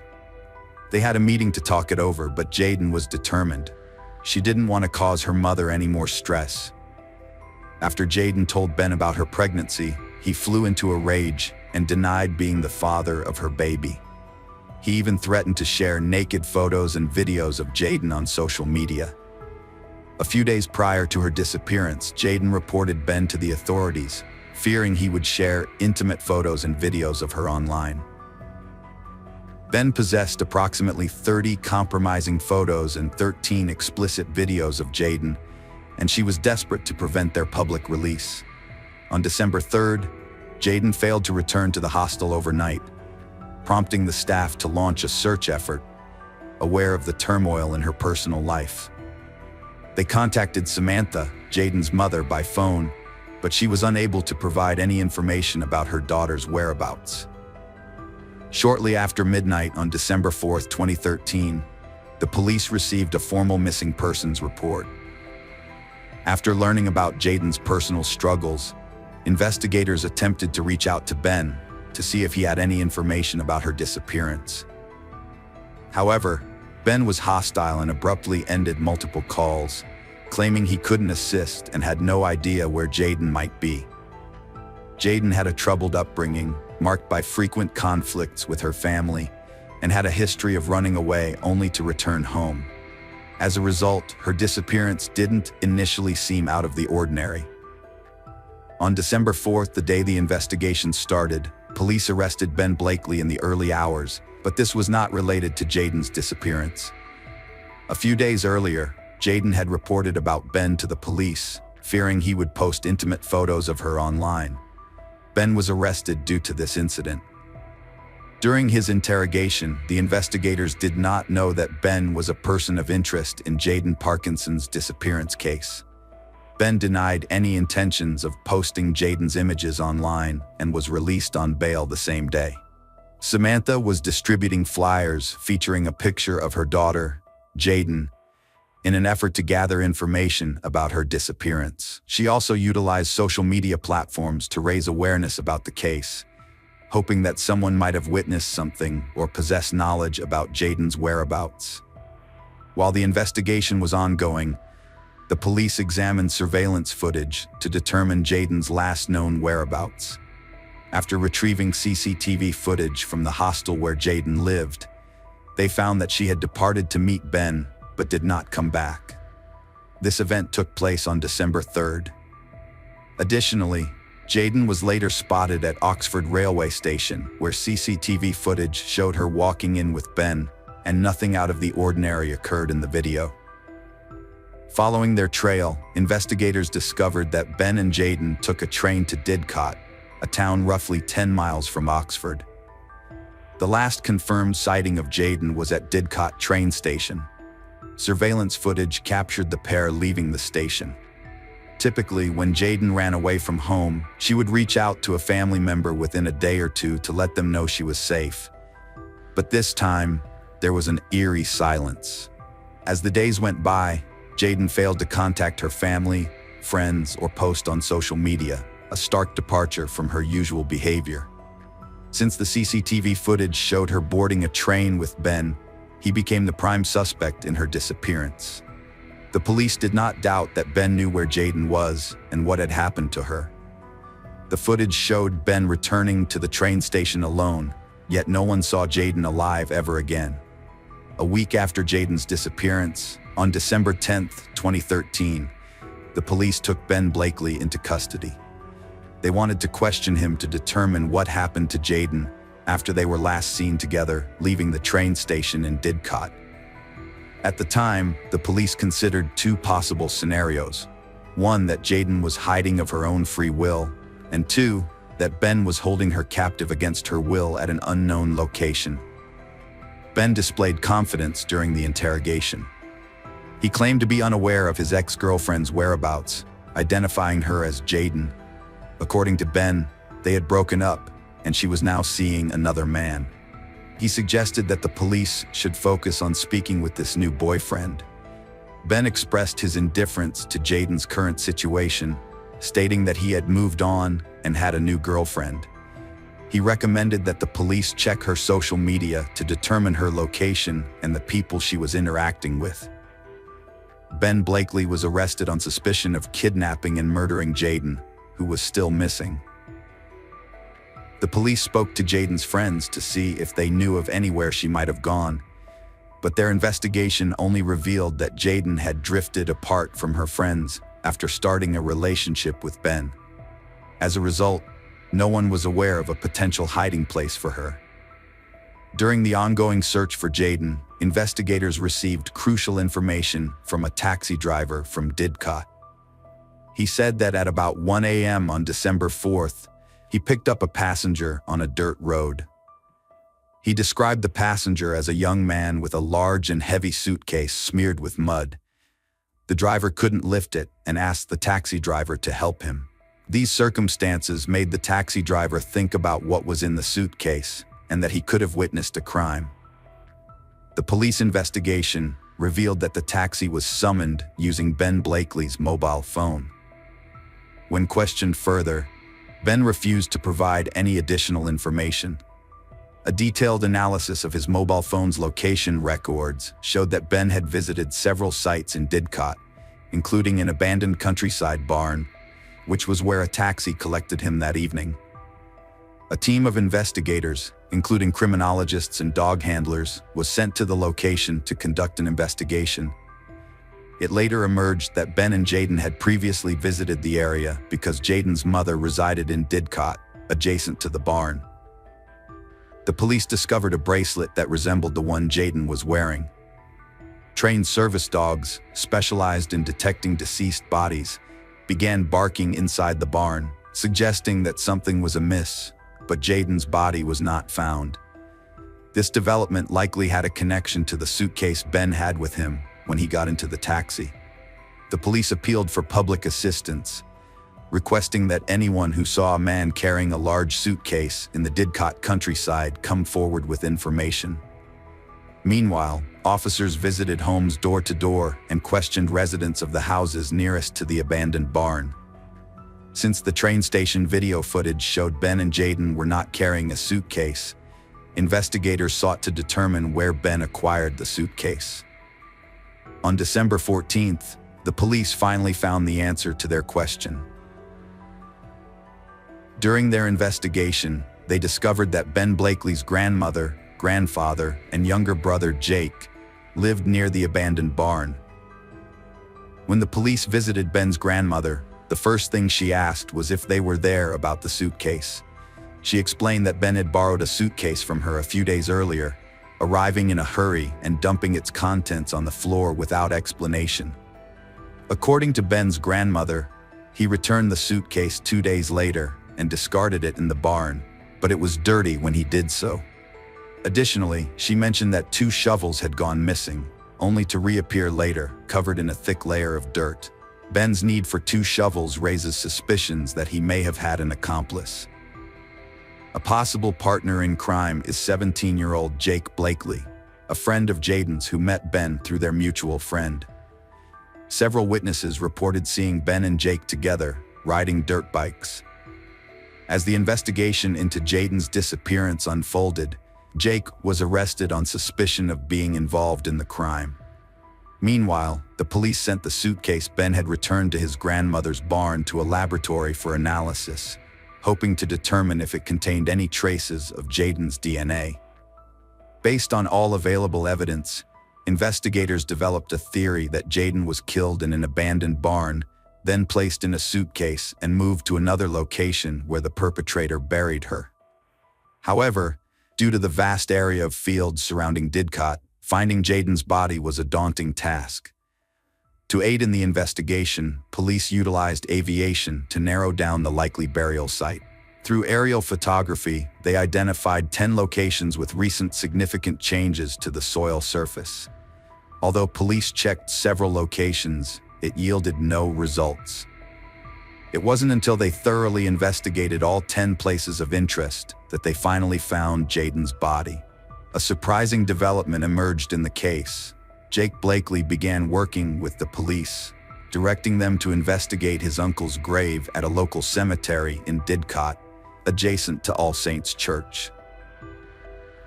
Although the cemetery was one of 10 locations that had recently shown surface changes, it was initially considered a low priority since soil disturbances are common in such places. However, upon receiving a note from Jake suggesting that Jayden's body might be buried in his uncle's grave, the police promptly cordoned off the cemetery. Investigators were shocked by this unprecedented method of hiding a victim's body. According to reports from the English press, Ben and Jake's uncle had been buried in 2006. The new twist in this case has garnered widespread media attention. In a shocking first for the country, the victim's body was discovered in a pre-existing grave. Following the setup of a forensic tent at the cemetery, experts commenced their investigation. Tragically, Jayden's family later received the devastating news that her body had been found in the grave of Ben and Jake Blakely's uncle. She was found naked, with no clothes nearby, and her jewelry had been removed. The forensic examination revealed that Jayden had been beaten prior to her death, with finger marks on her neck indicating strangulation. The pathologist ultimately determined asphyxia to be the official cause of death. While in prison awaiting trial, Ben Blakely had a change of heart after speaking with the prison chaplain. He and his lawyer drafted a letter in which he accepted responsibility for Jayden's death, but claimed it was not premeditated. Ben's account of events was that he got into an argument with Jayden, pushed her, and she fell off a bridge near an abandoned barn. He said he tried to revive her, but was unsuccessful. Initially, he buried her body in one location, then moved it to the cemetery and reburied it in his uncle's grave. However, the autopsy results contradicted Ben's story, revealing blunt force injuries to her face and asphyxia as the cause of death, which suggested Ben was not telling the truth in an attempt to shift some of the blame. Jayden's father passed away due to heart problems before the trial commenced. On June 23, 2014, Ben Blakely appeared in court, displaying no remorse for his actions. His provocative behavior and insults towards others made it clear that he was unbothered by the fact that he had taken the life of Jayden and her unborn child. During the 4-week trial, it emerged that Blakely, of Reading Berks, was a violent and controlling boyfriend. 3 of his former girlfriends testified against him, revealing that he was controlling and violent towards them during their relationships.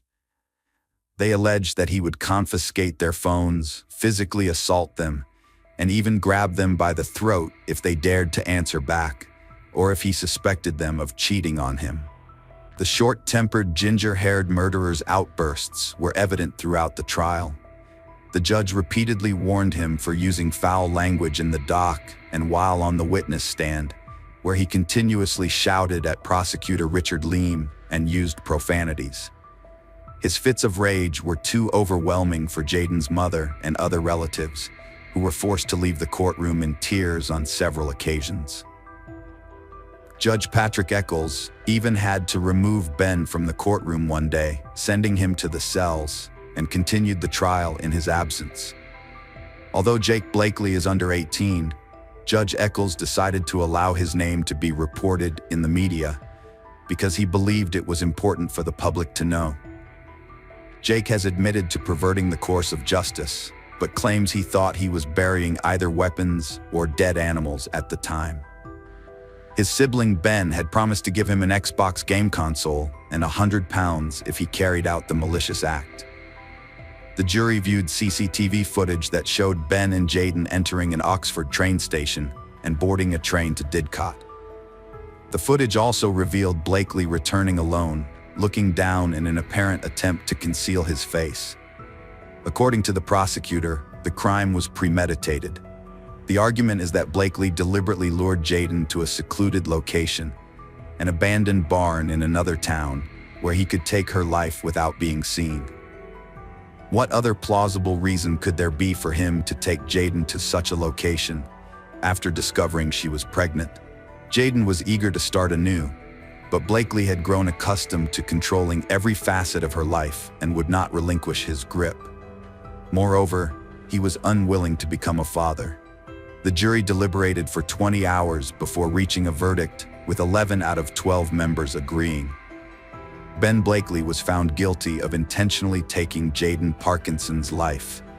According to the judge, Jayden finally found the courage to end the relationship in November last year, but Ben Blakely responded by threatening to post intimate photographs online to humiliate her. In an unrelated case, the court had previously sentenced Jake Blakely, Ben's younger brother, to 3 years in prison for perverting the course of justice in July 2014. Ben Blakely, on the other hand, was sentenced to life in prison with a minimum term of 20 years. Hello friends, welcome to our channel. Today we're going to take a look at another horrible case with you. The case of Christina Ann Thompson Harris. Christina Ann Thompson and Jason Thomas Harris, 40, had been married for 11 years as of 2014, having tied the knot in 2003 following a 5-year courtship. The couple welcomed their first child in 2009, which brought about significant lifestyle changes. Despite the challenges that came with parenthood and daily responsibilities, they appeared to be content with their new life. Christina managed the household and cared for their child, while Jason worked at a plastics factory. As their child grew older, Christina had the opportunity to contribute to the family income by getting a job. However, in May 2014, she had to take maternity leave due to her second pregnancy. Their daughter was born healthy, but tragically, she would only get to see her mother through photographs as she grew up. On September 29, 2014, Jason had a brief conversation with his wife Christina before leaving for work. Despite being unwell with a cold and severe cough that had disrupted her sleep, Christina reassured Jason she was okay. However, a few hours later, Jason grew concerned when Christina didn't answer his call to check on her. Unsuccessful in reaching his wife, Jason asked a neighbor to visit their home and check on Christina, explaining her condition and unavailability.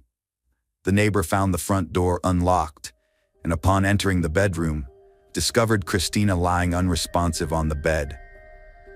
The neighbor promptly called 911 and then sought help from another neighbor, a registered nurse, who sadly confirmed Christina's death after checking her pulse.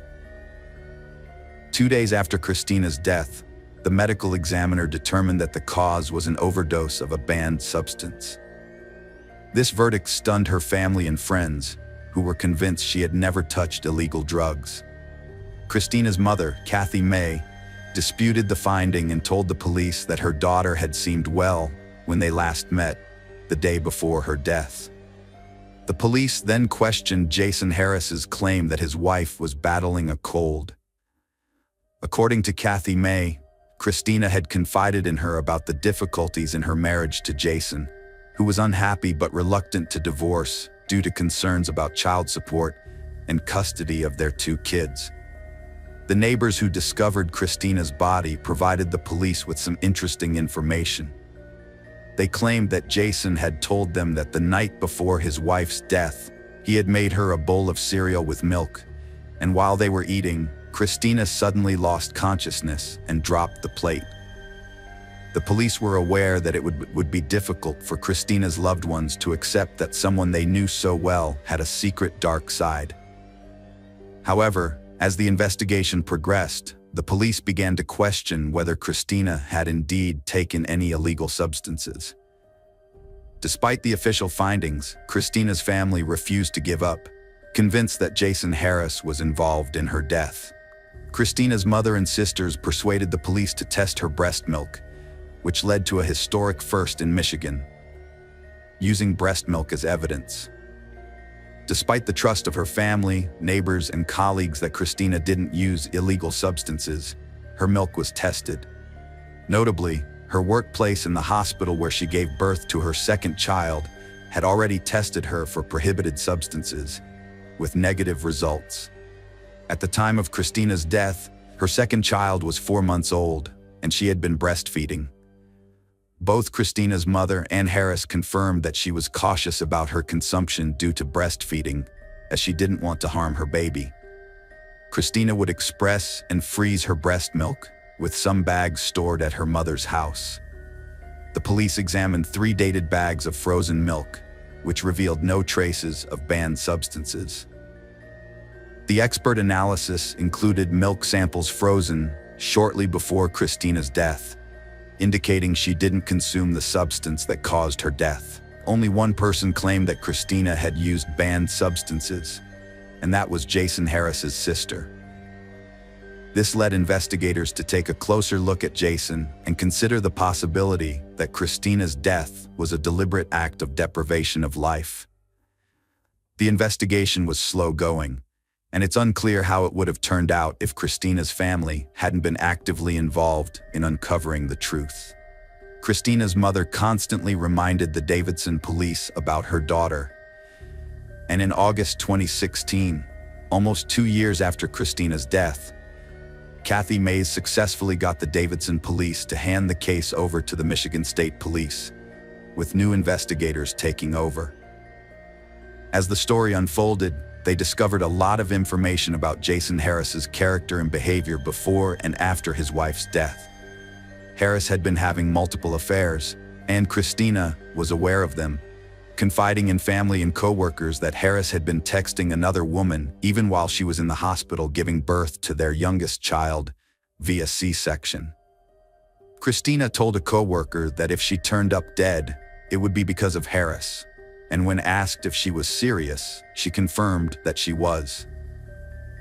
Harris told his coworkers that he doubted the paternity of their second child and often complained that after giving birth, Christina was depressed, staying in bed, and refusing to go to work. He also frequently complained about her nagging him. One of Harris's coworkers believed that Harris might have told the police that he had expressed a wish for Christina to be dead. He described Harris and Christina's relationship as toxic, recalling that they frequently argued. One of the most astonishing aspects of this case was Jason Harris's openness about wanting to get rid of his wife, Christina. Despite making attempts to harm her, nobody took his words and actions seriously until her death. Harris purchased substances which he mixed into her drinks on at least 2 occasions. However, Christina detected an unusual taste and refused to consume the beverages. He then asked a coworker for a substance that would not alter the taste or smell of drinks or food, claiming he wanted to knock her out so she wouldn't feel anything. When Harris told a coworker that Christina didn't drink the tainted water because of its funny taste, the coworker declined to provide him with more pills. The coworker testified that Harris had told him he wanted Christina to stop nagging him, but the coworker thought Harris was joking. Harris even told a coworker that he had hired someone to kill Christina, but the hitman was arrested before he could carry out the task. Harris then asked the same coworker to kill Christina in exchange for $10,000 from her $100,000 life insurance policy. The coworker refused, believing Harris was venting frustrations and that the offer was merely a poor joke. He remembered the conversation as Harris saying, "I'm tired of her. I'm going to get rid of her." On September 29, 2014, Harris dropped off his 2 children at daycare on his way to work. Later that morning, he sent a text to a neighbor asking her to check on his wife Christina because she wasn't answering his calls. The neighbor arrived at the house and saw the family van in the driveway, but Christina didn't come to the door. The neighbor entered the house and found Christina lying unresponsive in bed. She asked Harris if she should try to wake her up, and he said, Christina had probably overslept and that he was on his way home. The neighbor then went back inside and found Christina feeling cold, with foam coming from her mouth and nose. She called 911 and another neighbor who was a registered nurse. The 911 operator asked if there were any needles present, but the neighbor didn't see any. The registered nurse neighbor testified that Christina was cold, stiff, had no pulse, and had white foam coming from her mouth. She didn't attempt to resuscitate Christina because she was already dead. When the paramedics arrived, they pronounced Christina dead at the scene. Harris informed his supervisor that he had requested a neighbor to check on Christina and that he needed to return home because Christina was unresponsive when he arrived at the house. However, witnesses reported that Harris did not appear concerned or rushed, and he entered the house without notifying the neighbor he had asked to check on Christina. Later that morning, Harris contacted Christina's supervisor at work, informing her that Christina had passed away the previous night and inquiring about collecting the $100,000 death benefit on Christina's life insurance policy through her employer. One of the women with whom Harris was intimate told investigators that Harris reached out to her on the day of Christina's death, claiming that his wife had died from taking an excessive amount of a banned substance, implying that he knew the cause of Christina's death before the medical examiner's report. That evening, the neighbor Harris had asked to check on Christina saw him in the driveway. Harris stated that Christina was not the angel her parents thought she was, and that their child would soon learn all the good and bad about Christina. He claimed that Christina had dropped her bowl of cereal and that he told her to go to bed. Harris also told the neighbor that his wife was restless, tossing, turning, and thrashing around during the night, and that he had heard her cough before he left for work, wondering if that had been her last breath. Harris told a police officer that Christina had been coughing a lot when he left the home, and that Christina had fallen asleep while eating cereal the night before her death. Finally, Harris informed Christina's mother that Christina had complained about her water tasting of chemicals before she died. In this case, a key motive was financial gain. Within a week of Christina's death, Harris and his mother personally visited Christina's workplace to ask about her life insurance payout. Moreover, Harris received a $20,000 death benefit from his employer's life insurance policy soon after Christina's death. One of Harris's mistresses moved in with him and his children. Although Christina's mother thought the mistress moved in after the funeral, Harris's neighbor testified that the mistress had already moved in before the funeral. The neighbor also stated that Harris's adult children from a previous marriage moved into the house just days after Christina's death. Police found that Jason Harris had bought a plane ticket to Rhode Island 9 days after Christina's death to visit a woman he had exchanged over 5,800 texts with. The county medical examiner, Dr. Brian Hunter, sent Christina's post-mortem blood and urine samples to a lab for testing. Initially, Dr. Hunter thought Christina's death was an accident, but there were no needle marks on her body, and investigators didn't find any drug residue or rolling paper near the bed where she died. In 2016, the Michigan State Police took over the investigation into Christina's death. Later, in 2019, after being questioned in a wrongful death lawsuit brought by Christina's family, and after reviewing the police file, Dr. Hunter changed the manner of Christina's death on her death certificate and post-mortem report from accidental to homicide. The police charged Harris with first-degree murder, solicitation of murder, and delivery of a controlled substance causing death. He was refused bail. Nicholas Robinson, Harris's attorney, said his client has pled not guilty to this matter and looks forward to contesting these charges. By the time of his arrest, Harris had lost his job due to a positive test for banned substances. The efforts made by Kathy Mays to ensure that law enforcement agencies punish the perpetrator of her daughter's death did not go unnoticed. Genesee County Prosecutor David Layton said that a few years back, He started receiving Facebook and email messages from a woman from Davidson, claiming that her daughter had recently died and that it was not an accident. The woman, Kathy Mays, was able to capture Leighton's attention, and authorities began reviewing the death of her daughter. Kathy Mays recalled the words her daughter's mother wrote in an email. "Mr. Prosecutor, you are my last hope, the last chance we have to see justice through for my daughter. Please help me."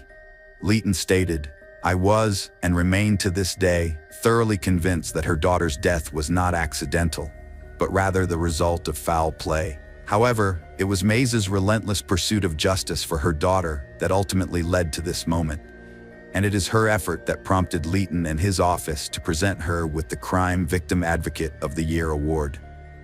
Mays thanked Leighton for the award, presented to her in a room filled with about 40 people. Mays said, "The accused have well-defined rights, but the victim's rights are not so defined. Communicate through email, phone calls, talking to people, and learn the jargon that's coming at you from the professionals. You are your loved one's best advocate." Mays recounted that in September 2014, she received a call informing her that her daughter had not woken up, and instantly she suspected her husband's involvement. Through her journey to becoming a victim's advocate, a role she was previously unaware of, Mays shared the valuable lessons she learned. Victims should not take for granted that an investigation will occur, and even if one does, it's not guaranteed that the investigators will have the necessary expertise in the specific crime they're investigating. It's essential to be proactive rather than passive when seeking justice for your loved one. Moreover, don't expect to receive regular or progress updates. The trial started in 2021. Prosecutors allege that Harris intentionally laced his wife's cereal with a prohibited substance, aiming to end her life. He then went to work, waited a few hours, and asked the neighbor to check on Christina Harris, seemingly wanting someone else to discover her lifeless body, thereby diverting suspicion from himself. According to the prosecutor, Harris had multiple motives for killing Christina. He was involved with other women, suspected her of infidelity, doubted the paternity of their second child, and was frustrated with her constant nagging. Harris openly confessed to multiple individuals that he was against divorce, unwilling to pay child support, and unwilling to lose custody of their children. Prior to Christina's death, he confided in a coworker that he wished she would pass away on the morning of her actual death. Harris contacted Christina's employer to inquire about a $100,000 life insurance policy, and during this conversation, he falsely claimed that Christina had died the previous night. The jury was presented with conclusive proof that Harris wanted Christina dead and had even attempted to hire an assassin. He had devised a plan to achieve this and was aware of where to obtain illegal substances. In fact, he repeatedly purchased these substances with the intention of administering them to Christina. Multiple witnesses testified during the trial that Christina refrained from recreational drug use and was meticulous about what she consumed, given her breastfeeding responsibilities. Furthermore, tests on her frozen breast milk yielded negative results for the substances, lending credence to the theory that Harris had contaminated Christina's food. Prosecution presented the results of the toxicological examination, and Dr. Judge stated that Christina's death was compatible with swallowing a substance. The prosecution dismissed the possibility of an injection because there were no injection marks or a needle found. Dr. Judge added that it was also unlikely that the substance was snorted, as neither a rolled-up dollar bill nor any paper used for this purpose was found at the scene. Jason Harris was given the opportunity to address the court, but he failed to apologize or express remorse. Instead, he maintained his innocence. The jury, however, saw through his deception and revealed him to be a selfish, murderous, and dishonest individual, as the judge remarked on November 17, 2021. The jury ultimately found 47-year-old Harris guilty on all charges brought against him. 3 weeks later, the court sentenced Harris to life imprisonment without the possibility of parole. Undeterred, Harris proceeded to appeal the verdict. In a statement, prosecutor David Layton extended his sincerest condolences to the family and friends of Christina Harris, describing the case as tragic and hoping that the verdict would bring some measure of comfort as they continued to mourn.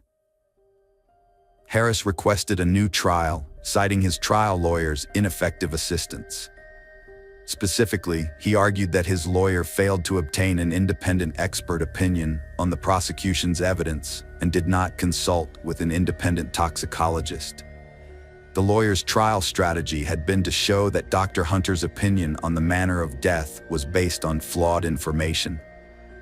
The prosecution responded by submitting an affidavit from Jason Harris's trial lawyer, who clarified that he had chosen not to obtain an independent expert opinion to counter the prosecution's expert witness. Instead, his strategy was to highlight that Dr. Hunter had altered his opinion on the manner of death due to being presented with inaccurate information and circumstances over a 3-year period, which was influenced by pressure from the victim's family. In February 2024, the Michigan Court of Appeals upheld Jason Harris's conviction, and as a result, he will spend the rest of his life in prison with no possibility of parole. Hello friends, welcome to our channel. Today we're going to take a look at another horrible case with you. The case of Michelle Davis. Michelle Ann Cosner Davis was born in Iowa on December 15, 1966. By 2008, at 41 years old, she lived in Des Moines with her 3 kids. Her divorce was nearly finalized and she was eager to start anew. Michelle had already taken steps towards independence, moving into her own apartment and obtaining a restraining order against her husband, Randy Davis. The years leading up to the divorce had been marked by tension and strain within the family. Michelle was a friendly and adventurous person who had a passion for motorcycles. At her job as a secretary for a trucking company, she was well respected and commanded authority. On Thursday, September 11, 2008, Michelle was at work, and her co-workers noticed a significant change in her demeanor after her husband left her. She seemed to have shed a burden that had been weighing her down for years. In a good mood, Michelle wrapped up all her tasks and left the office around 4:30 p.m.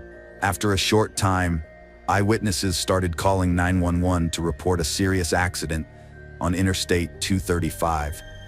They told the operator that a Mercury Sable car had flipped over and a woman was still strapped into the driver's seat with her seatbelt. Tragically, the woman was unconscious, and despite the efforts of the paramedics who arrived at the scene, she could not be saved. The woman who lost her life was identified as Michelle Davis. After arriving at the accident scene, the police initially concluded that Michelle lost control of her vehicle, leading to the crash. However, they reversed this theory just a day later. Forensic experts subsequently determined that Michelle's death was not caused by a head injury sustained during the rollover, but rather by a gunshot wound to the head. The bullet was extracted and sent for analysis, with the hope of tracing the perpetrator. The investigators on this case were dealing with something entirely unprecedented. As they awaited the ballistic examination results, local authorities took proactive measures to safeguard the public. They considered the possibility that Michelle might have been a random target, not premeditated. This raised the alarming prospect of a shooter who wouldn't stop at just one victim. Given the high volume of traffic on the interstate, any driver could potentially become the next target for the unstable perpetrator. It was essential to crack the case quickly, and so the police increased their patrols throughout the city. When detectives realized Michelle's death was not an accident, they revisited the crime scene to try to determine the shooter's whereabouts and if they had left any clues behind. Unfortunately, their efforts yielded nothing. The police failed to recover the cartridge case or any other evidence that could aid the investigation. To make matters worse, the initial assumption that Michelle was a car accident victim led the traffic services to clear the site, which meant that even if there were any evidence, it was likely destroyed and irretrievable by the time the truth came to light. Despite these setbacks, the detectives didn't give up and pinned their hopes on reviewing the traffic camera recordings. These days, CCTV cameras often prove instrumental in helping the police crack cases, and this one was no exception. With the traffic camera recordings at their disposal, the investigators dove right in. First, they needed to locate the recording from the camera nearest the crime scene and rewind it to when the 911 calls started coming in. Half an hour later, the investigators finally found what they were looking for. The video showed Michelle's car upside down, but the footage was poor quality, resembling a slideshow with separate alternating pictures and intervals in between. As a result, the investigators only had a few usable shots, none of which revealed what led to Michelle's car rolling over. This was a disappointing development, as the investigators thought they had finally stumbled upon a crucial clue, only to be left with false hopes. The police still needed to review the remaining camera recordings and search for potential eyewitnesses. Meanwhile, the investigator handling the Michelle Davis case visited her family to break the news that her death was not an accident, as initially thought. This revelation left Michelle's family in shock. Michelle's mother, Patty, had passed away before her. Her father, Michael Lee Cosner, was now grieving the loss of his second daughter. His first daughter, Cheryl Sue Cosner, Michelle's older sister, died in 1965 at just 1 year old.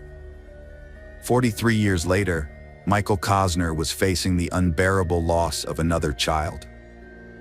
Losing one's children is the ultimate tragedy for any parent. Michelle's family informed the investigator that she had been going through a series of changes in her life, but they did not think she had any financial issues. However, they suspected that the one person who could potentially harm Michelle was her estranged husband, Randy Davis, particularly since their divorce was nearly finalized, and she had obtained a restraining order against him. Meanwhile, another detective interviewed Michelle's colleagues at her workplace and discovered that she was having a close relationship with a coworker named Matt Jorgensen, following her separation from her husband. According to Michelle's friend, the feelings between Michelle and Matt were mutual. Since Michelle was still in the process of divorcing Randy Davis, she and Matt decided to keep their relationship private, only sharing it with a select few colleagues and close friends. The police now had two potential suspects in their investigation, Randy Davis and Matt Jorgensen. However, all attempts to contact Randy were met with failure, as every time they called him, the call went straight to voicemail. On the other hand, the investigators were able to meet with Matt, where they questioned him about his whereabouts on the day Michelle died. Matt was cooperative, openly admitting to having had a romantic relationship with Michelle.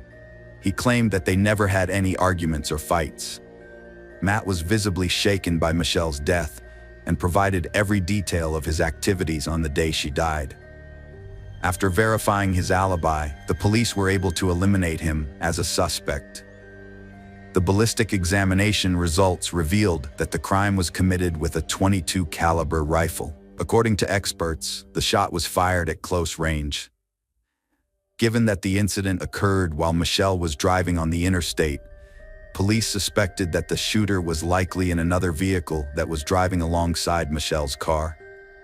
At the same time, a new suspect emerged in the case. The police received a tip-off from an insurance company claiming that Michelle's brother, Todd, was seeking payment under her life insurance policy. While insurance-related murders aren't rare, the question was whether this case fit the pattern. Could Todd have killed his sister for the payout? To investigate, the detective visited Todd's house to ask some questions. As the detective pressed Todd about his whereabouts at the time of Michelle's death, it dawned on Todd that he was a suspect. Todd recounted his activities on the day his sister died. He explained that their family was struggling financially and couldn't afford a decent funeral, which is why he contacted the insurance company. He needed the money for Michelle's funeral expenses. The police verified Todd's alibi and discovered that he was in a different part of the city when Michelle died, ruling him out as the shooter.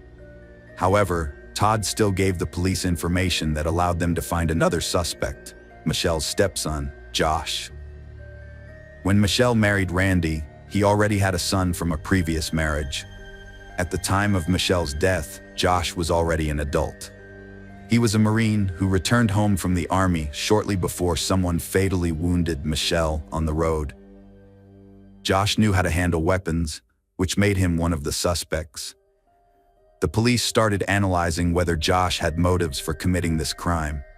The police received a new lead when a woman reported seeing a suspicious vehicle on Interstate 235 at the same time Michelle's car crashed. She described the vehicle as a red Ford F-150 pickup truck, driven erratically, swerving between lanes, as if the driver was chasing someone. The driver was an adult white male wearing a baseball cap, but the woman couldn't provide any additional details. The new information appeared significant, so the investigators decided to investigate further. They re-examined the traffic camera footage, this time focusing on whether a red pickup truck was in the vicinity. The woman's tip proved accurate. The footage showed a red pickup truck tailing Michelle from her workplace. However, the poor video quality prevented the police from identifying the driver's face or the truck's license plates. After reviewing additional camera recordings, the investigators determined that the red pickup truck had been following Michelle's exact route, mirroring her every move. The similarity was unlikely to be a coincidence. Furthermore, as Michelle approached the location of her death, the pickup truck was hot on her heels. This evidence hinted that the perpetrator may have fired the fatal shot while driving, and several suspects were being considered. Detectives quickly learned that Randy Davis, Michelle's husband, owned a red pickup truck that matched the description of the one seen near the crime scene. They immediately went to his house to investigate. Although Randy was not at home, his son Josh, a Marine with professional weapons training, was present. Josh told detectives that on the day of Michelle's death, he and his sister had gone shopping, returned home, and spent the evening watching TV. He also mentioned that his father, Randy, arrived home around 5:30 p.m. that day. However, detectives found Josh's alibi unconvincing and suspected that he might have a motive for the crime. Michelle's decision to pursue half the house value in the divorce proceedings had likely upset Josh, who stood to lose a portion of his inheritance. While these suspicions seemed plausible, there was no physical evidence to support them, and without evidence, an arrest and charges were impossible. While Michelle's family was preparing for her funeral, the police were actively searching for new leads in the case. They visited all the shops and gas stations along the route from her workplace to the location where her body was found, hoping to obtain additional surveillance footage. A few miles from the company where Michelle worked, the police discovered crucial footage at a store that proved to be a significant breakthrough. The store's surveillance camera had captured part of the parking lot, and on the day of Michelle's death, September 11, 2008, it showed a red pickup truck belonging to Randy Davis parking at the entrance around 4 p.m. Although the footage revealed the driver getting out of the truck and entering the store, the poor quality made it impossible for investigators to determine whether the driver was Randy or his son Josh. Further analysis of the footage revealed that over the next 30 minutes, the pickup truck returned to the store several times, but the driver remained in the vehicle. The last time the pickup truck was seen near the store was when Michelle left work, which raised even more questions for the investigators. The police, unable to identify a suspect, reached out to Randy Davis, who eventually made contact and came to the police station. There, the investigators informed him of his rights and asked about his activities on September 11th.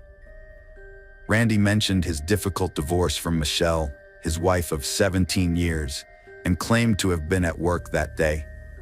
When questioned about his arrival time at home, Randy hesitated before stating he got home at 3:45 p.m., which contradicted the surveillance footage and his son Josh's testimony, who said his father arrived around 5:30 p.m. The investigators then revealed to Randy that Michelle had died from a gunshot wound, not a car crash, information that had not been previously disclosed. Randy showed little reaction to this news, and when the police asked when he last saw Michelle, he requested a lawyer, ending the conversation. Due to the lack of significant evidence, including the murder weapon, the investigation had no choice but to release him. On September 15, 2008, 4 days after Michelle's death, her family and friends, including Randy Davis, gathered for her funeral. Randy tried to show that her death was a heavy loss for him, even bursting into tears at some point. Help arrived from an unexpected quarter when Josh Davis walked into the police station, accompanied by his lawyer, and expressed his desire to make a statement. Josh claimed that upon returning home from his sister's house, he found his father Randy waiting for him, holding a gun. Randy warned Josh that it would be better for him to stay back, and Josh grasped the implication that his father was trying to prevent him from entering the house, but ultimately failed to do so. Randy drove into the garage and confessed to Josh that he had shot Michelle. He was upset because his wife was filing for divorce and suing him for part of their property, which he refused to accept. On September 11, 2008, Randy took drastic action. He parked his red pickup truck outside the store where Michelle worked and waited for her to leave. Randy drove past the store multiple times, worried that he might miss his opportunity. This is why he appeared on the store's CCTV footage several times after Michelle left work. Eventually, he followed her and waited for the perfect moment to strike. When the time came, he rolled down the passenger side window and fired. Based on Josh's testimony, the police arrested Randy Davis for the murder of Michelle, and he was initially charged with first-degree murder. However, prior to the trial, Randy pleaded guilty to the lesser charge of second-degree deprivation of life in exchange for a shorter sentence. As a result, in 2010, Randy Davis, then 53 years old, was sentenced to 50 years in prison. By pleading guilty, Randy avoided a trial. Michelle's brother, Todd Kozner, expressed mixed emotions about the outcome. While we may not have received full justice without a trial, we did get what we wanted, an admission of guilt from Randy, Todd said. He emphasized the devastating impact Randy's actions had on their family. Randy was like family to me for 17 years, and I cared deeply for him. Hello friends, welcome to our channel. Today we're going to take a look at another horrible case with you. The case of Ekaterina Bauman. Ekaterina Bauman was born on May 13, 1989, in Leningrad, a city in Russia that would later be renamed St. Petersburg. In 2009, when she was 20, Ekaterina went on vacation to Turkey with her family, which marked the beginning of a series of events that would ultimately end in tragedy. It was during this trip that she met Walter Bauman, a German citizen 13 years her senior. Notably, Walter was fluent in Russian, having been born in Kazakhstan, a country that, like Russia, was part of the USSR until 1991. Walter, who had been educated in Germany and was financially successful, struggled with his personal life. Despite his desire to find the perfect partner, he himself fell short of being an ideal catch. Still living with his parents, Walter paid little attention to his appearance and often dressed sloppily, making him unattractive to many. He frequently met women online, mostly from Russia, and had been chatting with one particular woman for a while. Eventually, he decided to visit Russia to meet her in person. However, when they finally met, Walter failed to make a good impression, and she lost interest in continuing their relationship. That's why his friends were stunned when he had a holiday romance in Turkey. Ekaterina was a young and beautiful woman who could have had numerous admirers, yet she chose Walter. This romantic love story began like many others, with two lonely hearts feeling an undeniable attraction to each other. After returning to their respective homes, Ekaterina to Russia and Walter to Germany, they continued to communicate through social media and lengthy phone calls.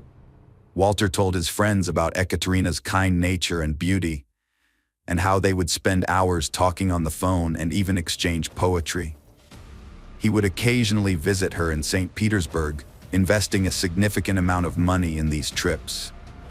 Ekaterina was in her second year of university in St. Petersburg when Walter's serious intentions led him to help her transfer to Hamburg University. This resulted in Ekaterina leaving Russia for Germany in 2010. In Bremerhaven, people described her as a bright, attractive, and lively young woman. Despite the distance, she remained in close contact with her family back in Russia. Ekaterina continued her business administration studies, which she had begun in Russia. She enjoyed running, practicing yoga, and seeking out peaceful spots.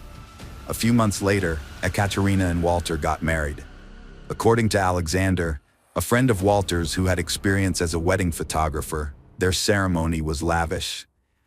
He recalled that Ekaterina was the happiest and most stunning bride he had ever seen, and the celebration was certainly expensive. The registration took place at a lighthouse, after which they rode away in a grand white horse-drawn carriage, a sight unlike any in Germany. Despite the small guest list, which seemed unusual, the wedding came to a close before dawn. Walter and Ekaterina's wedding photo exudes happiness. Walter appears as a supportive husband, while Ekaterina tenderly hugs him and beams with joy. They seem like two people perfectly suited for each other. As they embarked on their new life together, their story resembled a fairy tale. However, instead of a grand castle, they moved in with Walter's parents. This marked the beginning of Ekaterina's challenges in Germany. Living with her in-laws proved difficult. The fairy tale illusion started to crumble. Walter's mother, a tough and influential figure, would play a crucial role in how this story unfolds. It's essential to provide some background on her. Ekaterina's mother-in-law, Ludmila Baumann, lived in Kazakhstan for the first 38 years of her life.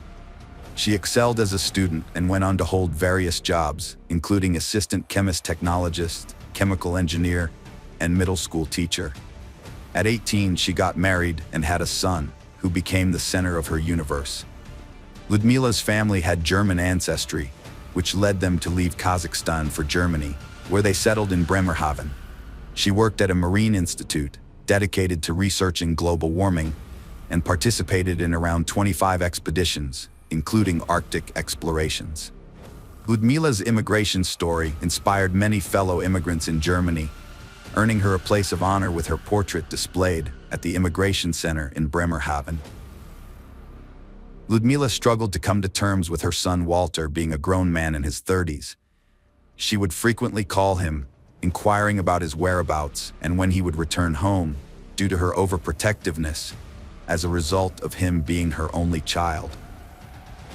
Walter worked at the port, earning a substantial income of around 4,000 euros a month, which often required him to work on weekends and holidays.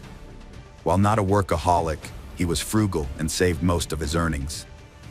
When Ekaterina became pregnant in 2017, Walter decided to allocate a small portion of his savings to purchase a house, allowing them to move out of his parents' home. Ludmila's interference in their marriage and criticism of Ekaterina's role as a homemaker further strained their relationship, making it difficult for the young couple to establish their independence. The move did not improve Walter and Ekaterina's relationship. Ludmila, Walter's mother, remained a constant presence in their home, interfering in all aspects of her son's life. After their daughter was born, the tension between Walter and Ekaterina increased, with Walter becoming more controlling and physically abusive. The authorities were initially informed about the Baumann family's domestic violence issues, but the case was quickly closed after the couple claimed to have reconciled. However, the abuse persisted. Walter secretly recorded arguments with Ekaterina, accusing her of being a bad mother and mentally unstable. In fall 2020, Ekaterina reached out to a support center for domestic violence victims after leaving Walter with their daughter. Desperate to win them back, Walter promised to change, and Ekaterina eventually forgave him and returned home with their daughter. Despite this, the fighting between the spouses continued. Whenever Walter acknowledged his wrongdoing, he would give Ekaterina gifts or plan a family trip. Not only did Walter's attitude towards Ekaterina change, but also towards their child. Walter exerted total control over his daughter. When at home, he insisted on keeping her in his sight at all times. Even at 3 years old, he wouldn't let her out of his arms when they went out together. He halved his working hours at the port to free up more time with his daughter. He'd take her to kindergarten and pick her up in the evening. He even cooked for her and had her sleep in the parents' room at night. Those who knew Walter well regarded him as a calculating individual with a flair for drama. He was skilled at manipulating people, and accumulating wealth was a top priority for him. He often came across as anxious and impatient. After Ekaterina had her child, she made several trips to visit her family in Russia, with Walter always by her side. He was worried that she might decide to stay in Russia permanently, which would mean he'd lose access to his daughter. As Ekaterina saw her husband's behavior become increasingly abusive, she started thinking about getting a divorce. At the same time, she realized that important documents like her identification and papers were missing. It was later discovered that Walter had taken all her documents to his mother's house, where he had left them. When Walter's mother came to visit, the couple got into another argument. As a result, Ekaterina was forced to leave the house. She was treated like trash, thrown out without any consideration. Ekaterina went to the police, and they helped resolve the situation. One time, Ekaterina and Walter had a major argument just before their child started kindergarten, which led to youth support services being notified by the administration about the family situation. As a result, the couple received 6 weeks of child education support. A family crisis counselor was assigned to work with the family and monitor the child's well-being. The counselor ultimately concluded that it was not safe for the child to be left in the care of her parents. Ekaterina's only reason for staying with her husband was because of their daughter, but she was unable to take her back to Russia because she needed Walter's consent for their daughter to leave Germany, which would mean he was not opposed to their child leaving the country. In August 2021, Ekaterina escaped with her daughter for the second time and sought help from a women's crisis center, where she reported that her husband was threatening her life.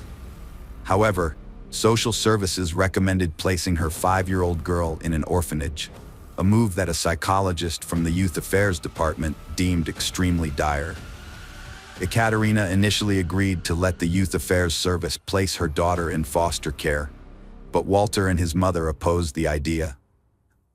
As a result, both parents were required to take care of the child for a few days. The arrangement was that the girl would live with her father for some time, and then move to a women's shelter with her mother, on the condition that she attend kindergarten to learn German. After a few weeks, the family was reunited again.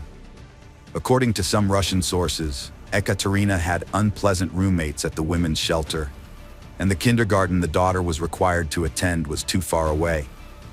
Ekaterina returned home, but her marriage was crumbling, and she and her husband began the divorce process, living in separate rooms.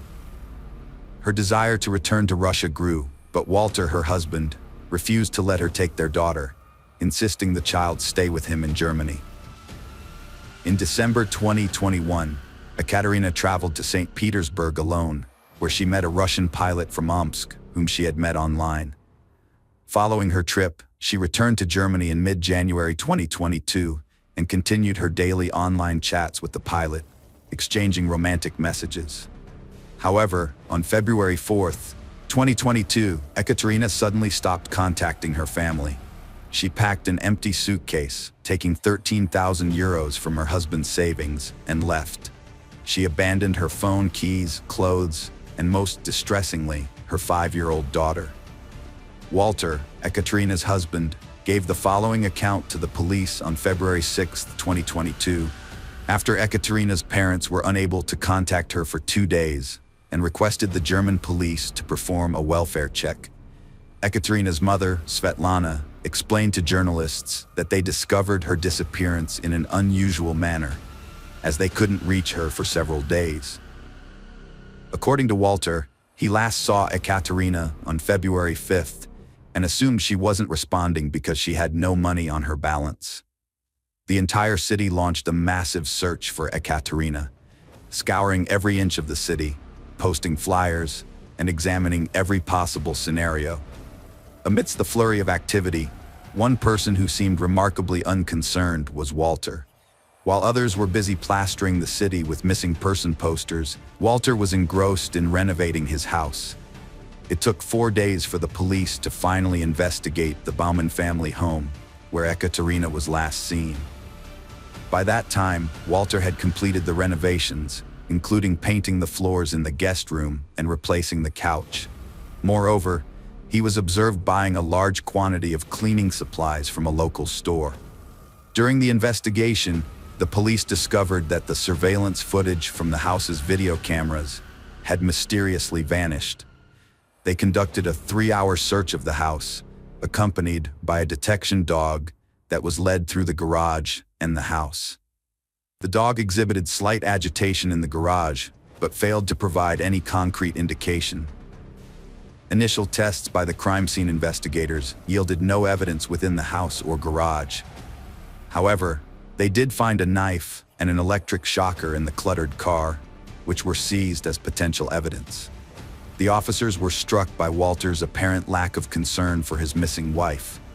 Instead, he seemed more interested in gaining sole custody of their 5-year-old daughter in the event of her wife's absence. Despite the ongoing search efforts, no signs of Ekaterina were found, and it was as if she had vanished into thin air.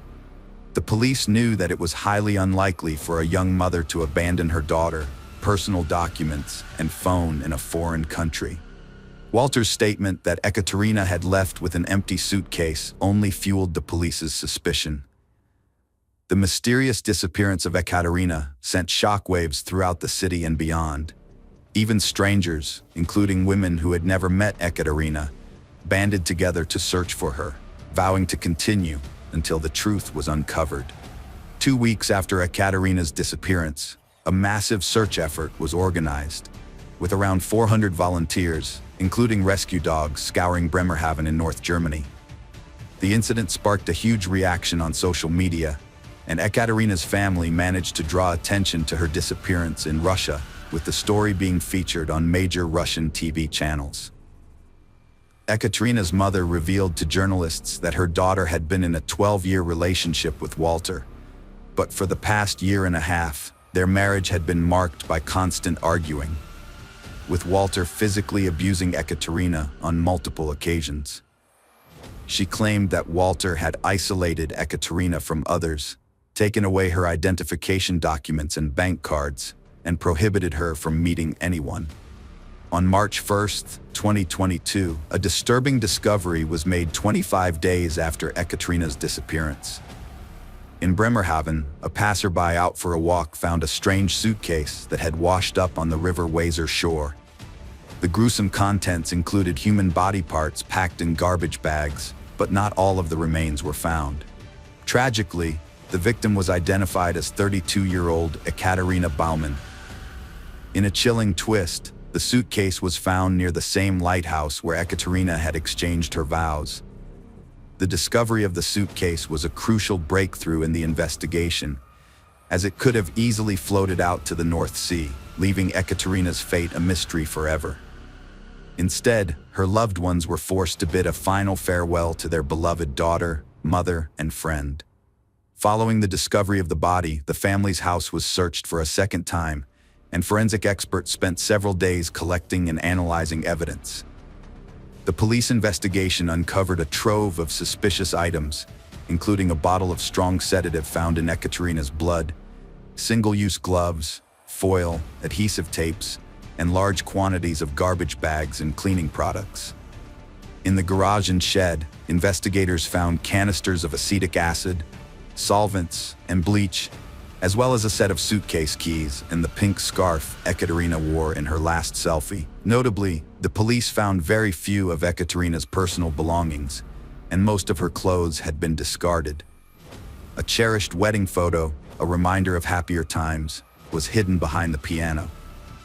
In a surprising twist, the white jacket Ekaterina wore in her last selfie was discovered in a trash container at the workplace of Ludmila Bauman, Walter's mother. Ekaterina's life tragically came to an end on Friday, February 4, 2022. That evening, at around 4:30 p.m., she decided to take a 10-minute walk, wearing a light-colored jacket and yellow skirt, which was captured by her neighbor's security cameras. The family then had dinner together, during which Ekaterina drank 1 glass of wine, while Walter consumed the rest, leading him to retire to bed at around 8 p.m. According to official court records, Ekaterina's phone signal was last detected at 7:41 p.m. Later, at 8:25 p.m., she made a video call to her new romantic partner from her computer, appearing to be in a good mood.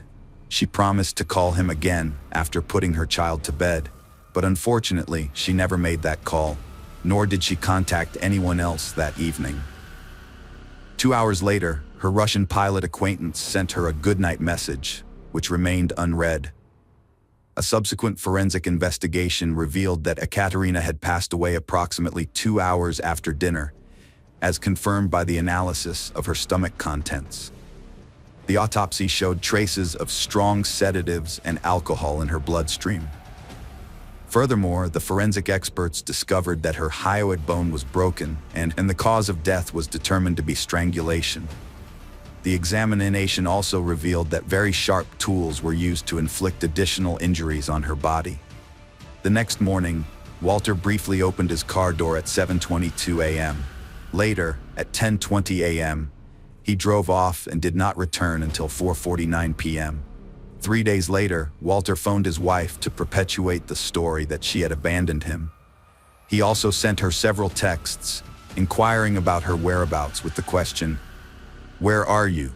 Before Ekaterina vanished, she and her husband Walter were in frequent and intense contact through WhatsApp daily conversations. However, after February 4th, all communication between them abruptly stopped, which was highly unusual. In mid-February, Walter took his car to auto service, instructing an employee to meticulously clean the interior from top to bottom. On August 26, 2022, the trial commenced. The prosecutor alleged that Walter spiked his wife's drink with sedatives, then strangled her once she fell asleep. The prosecution posited that Walter's motive was his fear of losing custody of their daughter in the event of divorce, as well as the potential financial losses. It was revealed that bloodstains were discovered in the garage, which Walter had attempted to clean according to internet advice. The blood was found hidden under the shelf on the floor, on the stairs, and in the seams. Moreover, despite thorough cleaning, bloodstains were also detected on the carpet in the trunk of his car. Experts from the Institute of Forensic Medicine confirmed that Ekaterina's blood was present in all the areas mentioned. The police seized Walter's phone and computer, which provided crucial answers. Prior to the tragic event, Walter conducted numerous online searches, including queries about avoiding punishment for taking a life, dissolving meat with acid, and reading others' WhatsApp messages. In the period from December 2021 to February 2022, he made approximately 500 searches, strongly indicating that he planned the crime. On the day of Ekaterina's disappearance, Walter searched for electric shocker twice. Forensic experts discovered signs of electrocution on Ekaterina's body, leading investigators to believe Walter used a shocker to check if his wife was still alive. During the trial, Walter wore his wedding ring and claimed to be a widower. For 2 months, he remained silent, refusing to comment on the charges. Occasionally, when witnesses testified, he would cover his ears, pretending the testimony didn't concern him. The only time he showed emotion was when his mother testified, and he even cried. He folded his hands as if in prayer, begging his mother to get me out of here in a letter, and it seemed she agreed to help him during her testimony. Ludmila Bauman claimed responsibility for taking Ekaterina's life, not her son. She visited her son's house in the middle of the night, responding to his request to care for her granddaughter. Upon arrival, she found Ekaterina deeply asleep on the couch. Ludmila tried to wake her, but Ekaterina awoke and hit her in the face, sparking a fight, According to Ludmila, she choked Ekaterina during the altercation. She also admitted to handling Ekaterina's body after the fact. Despite her confession, Ludmila described Ekaterina as a beloved daughter figure, leading to speculation that her immense love for her son might have driven her to take the fall for him. Ludmila walked out of the courtroom a free woman, despite having incriminated herself. The jury and the prosecutor's office didn't buy her story, thinking she was trying to shield her son. Even seasoned lawyers were stunned by Ludmila's bold move. Her own attorney demanded her arrest, while her son's lawyers called for Walter's release, but it didn't happen. Ludmila remained free, while her son stayed behind bars. But she refused to give up. She penned a letter to the court, explaining in detail what she'd done with the body. Again, she swore her son was innocent and asked to be questioned further and charged. But the court wouldn't budge, still doubting her. Ludmila's involvement in the crime was established when she provided information that led to the discovery of a missing fragment, which was not found in the suitcase. The accuracy of her tip was confirmed when the police found another weighted bag. Furthermore, data from Ludmila's phone pedometer revealed that she had walked 220 yards around 0:40 a.m. on the night of the murder, corroborating evidence from neighbors, video cameras that showed a person passing by Walter's and Ekaterina's house. Additionally, Walter's father's phone activity suggested that he had driven Ludmila to the son's house, contradicting his initial claim of being asleep. It was later determined that Ekaterina was already deceased when Ludmila arrived at the son's house, which meant that Ludmila had given false testimony. Although she may not have actively participated in the murder, Ludmila was present during the subsequent events and helped conceal evidence, making her an accomplice. However, under German law, Ludmila was not arrested or charged for her role in the crime. As the verdict drew near, Ludmila grew increasingly desperate in her efforts to exonerate her son. She penned a second letter to the judge, claiming responsibility for the crime and stating that she, not Walter, was the perpetrator. In the letter, Ludmila alleged that she had harbored a deep hatred for Ekaterina and had concocted a plan to make it seem as though she had poisoned herself over her unrequited love for a Russian pilot. Ludmila claimed that she had entered her son's house to leave a farewell note written in Ekaterina's name, but Ekaterina had awoken, forcing Ludmila to strangle her. The court, however, remained unconvinced by Ludmila's confession, as all evidence pointed to Walter's guilt. Throughout the proceedings, Walter remained silent until, in one of the final hearings, he read from his 230-page statement detailing his life in Kazakhstan, his relationships, and his love for Ekaterina. Despite touching on the tumultuous nature of their relationship, including the emotional burnout and psychological issues that led to frequent quarrels, Walter only briefly mentioned the fateful night, stating that he was asleep while his mother took Ekaterina's life and dragged her body to the garage. Walter unequivocally blamed his mother for the heinous crime, accusing her of betrayal, manipulation, and landed him in prison. Addressing the judge, he implored that his daughter, having lost her mother, must not be forced to lose her father as well. The most disturbing aspect of this story is not the horrific details of the crime itself, but the fact that the entire ordeal played out in front of the couple's 5-year-old daughter. As a result, the Russian grandmother, Svetlana, has been prohibited from contacting her granddaughter, who has been placed in a German foster family. Walter was at home with his daughter when the traumatic event occurred, leaving the child with severe psychological scars. The girl, who is now living in a special facility for traumatized children under a new name, often mutters to herself, pointing to her head and forearms, saying she witnessed everything. Svetlana is fighting to obtain guardianship of her granddaughter, but German authorities have denied her even phone contact. On May 23, 2023, when the verdict was announced, Ekaterina's daughter was 6 years old. Walter Baumann received a life sentence, although German law allows for parole eligibility after 15 years. Ekaterina's ashes were buried in her hometown of St. Petersburg. The case of Ludmila Bauman, Walter's wife, remains open, and it's possible that she may be charged as an accomplice, but no such charges have been filed yet.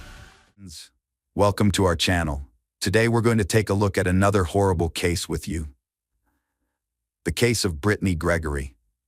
Brittany Gregory was born on April 1, 1988, in Brick Township, the youngest of 5 children in her family. When her parents divorced, she went to live with her father, but remained close to her siblings, particularly her sister Brianna, who was 4 years older. In school, Brittany was an outstanding student, and her teachers believed she had the potential to become a scholar. However, her unusual dream was to become a forensic scientist and study crime scene evidence. As the baby of the family, Brittany relished the extra attention she received. Her mother acknowledged that she was spoiled, but not vain or arrogant. For her 16th birthday in April, she held her mother to a promise to let her get her belly button pierced. Brittany was a big fan of pop star Britney Spears and had posters of her in her bedroom. She enjoyed watching cartoons, especially SpongeBob SquarePants. Her fascination with forensic science led her to watch TV shows about the subject, a profession she wanted to pursue. Brittany and her mother would often watch the same shows together and then call each other to discuss them. In 2004, Brittany, 16, and her sister, Brianna, 20, lived with their father, Joe Dunn, and his new girlfriend, Lori Peterson, in a small house close to their school. Located at the end of the street, the house was near a wooded area. At that time, Brittany had been dating John Fitzgerald, 18, for almost 2 years. He was a nice guy who had the approval of Brittany's family, and they had a very warm relationship, making them seem like the perfect couple. On Sunday, July 11, 2004, Brittany's mother, Deborah, and her sister Brianna drove to South Toms River, about 15 miles from Brittany's home, to visit her older brother and his wife, who had recently had a baby girl. That evening, around 8:30 p.m., Brittany called her mother on her cell phone, asking for a ride to her boyfriend John's house. Brittany sounded very upset, suggesting there might be trouble. Her mother explained that she was out of town and couldn't drive her, but said that her sister Brianna could arrive in about an hour. Brittany agreed to wait. About 45 minutes after Brittany phoned, Brianna was finally free to call her back, but Brittany didn't pick up. Brianna assumed that Brittany must be sleeping, or that someone had taken her to John's, which is why she wasn't answering. However, when Brianna got back home the next morning, she was surprised to find that Brittany was nowhere to be found, although all of her belongings, including her phone, were still at the house. Brianna suspected that Brittany might have spent the night at her boyfriend's house, but it was unusual that she hadn't mentioned it to anyone and had left her cell phone behind. This wasn't typical of Brittany. Seeking answers, Brianna began calling all of Brittany's friends to see if anyone had information about her whereabouts, but none of them knew anything. After failing to reach her sister, Brianna decided to call John, who told her he last spoke to Brittany on Sunday morning, and they hadn't been in touch since.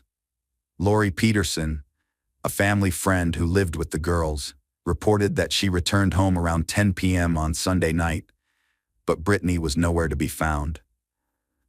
Brianna immediately sensed something was wrong and went to the police station to file a missing persons report. At first, the police were skeptical, thinking Brittany had likely run away or was out with friends. However, Brianna convinced them that she had already contacted all of Brittany's friends and her boyfriend, and none of them knew her whereabouts.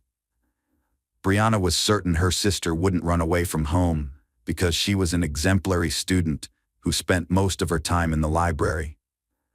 Brittany always notified her family before leaving the house, and all her belongings, including her money and phone, were left behind. After Brianna persuaded the police that her sister couldn't have disappeared on her own, they launched an investigation. The officers first searched Brittany's room at home, inspecting her belongings, including her purse with her phone, ID, and makeup. Although they didn't find any suspicious evidence, They still interviewed everyone living in the house and ruled out the possibility that someone close to Brittany was involved in her disappearance.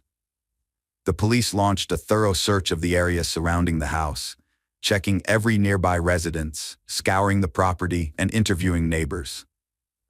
Their goal was to find potential witnesses who might have seen or heard anything unusual.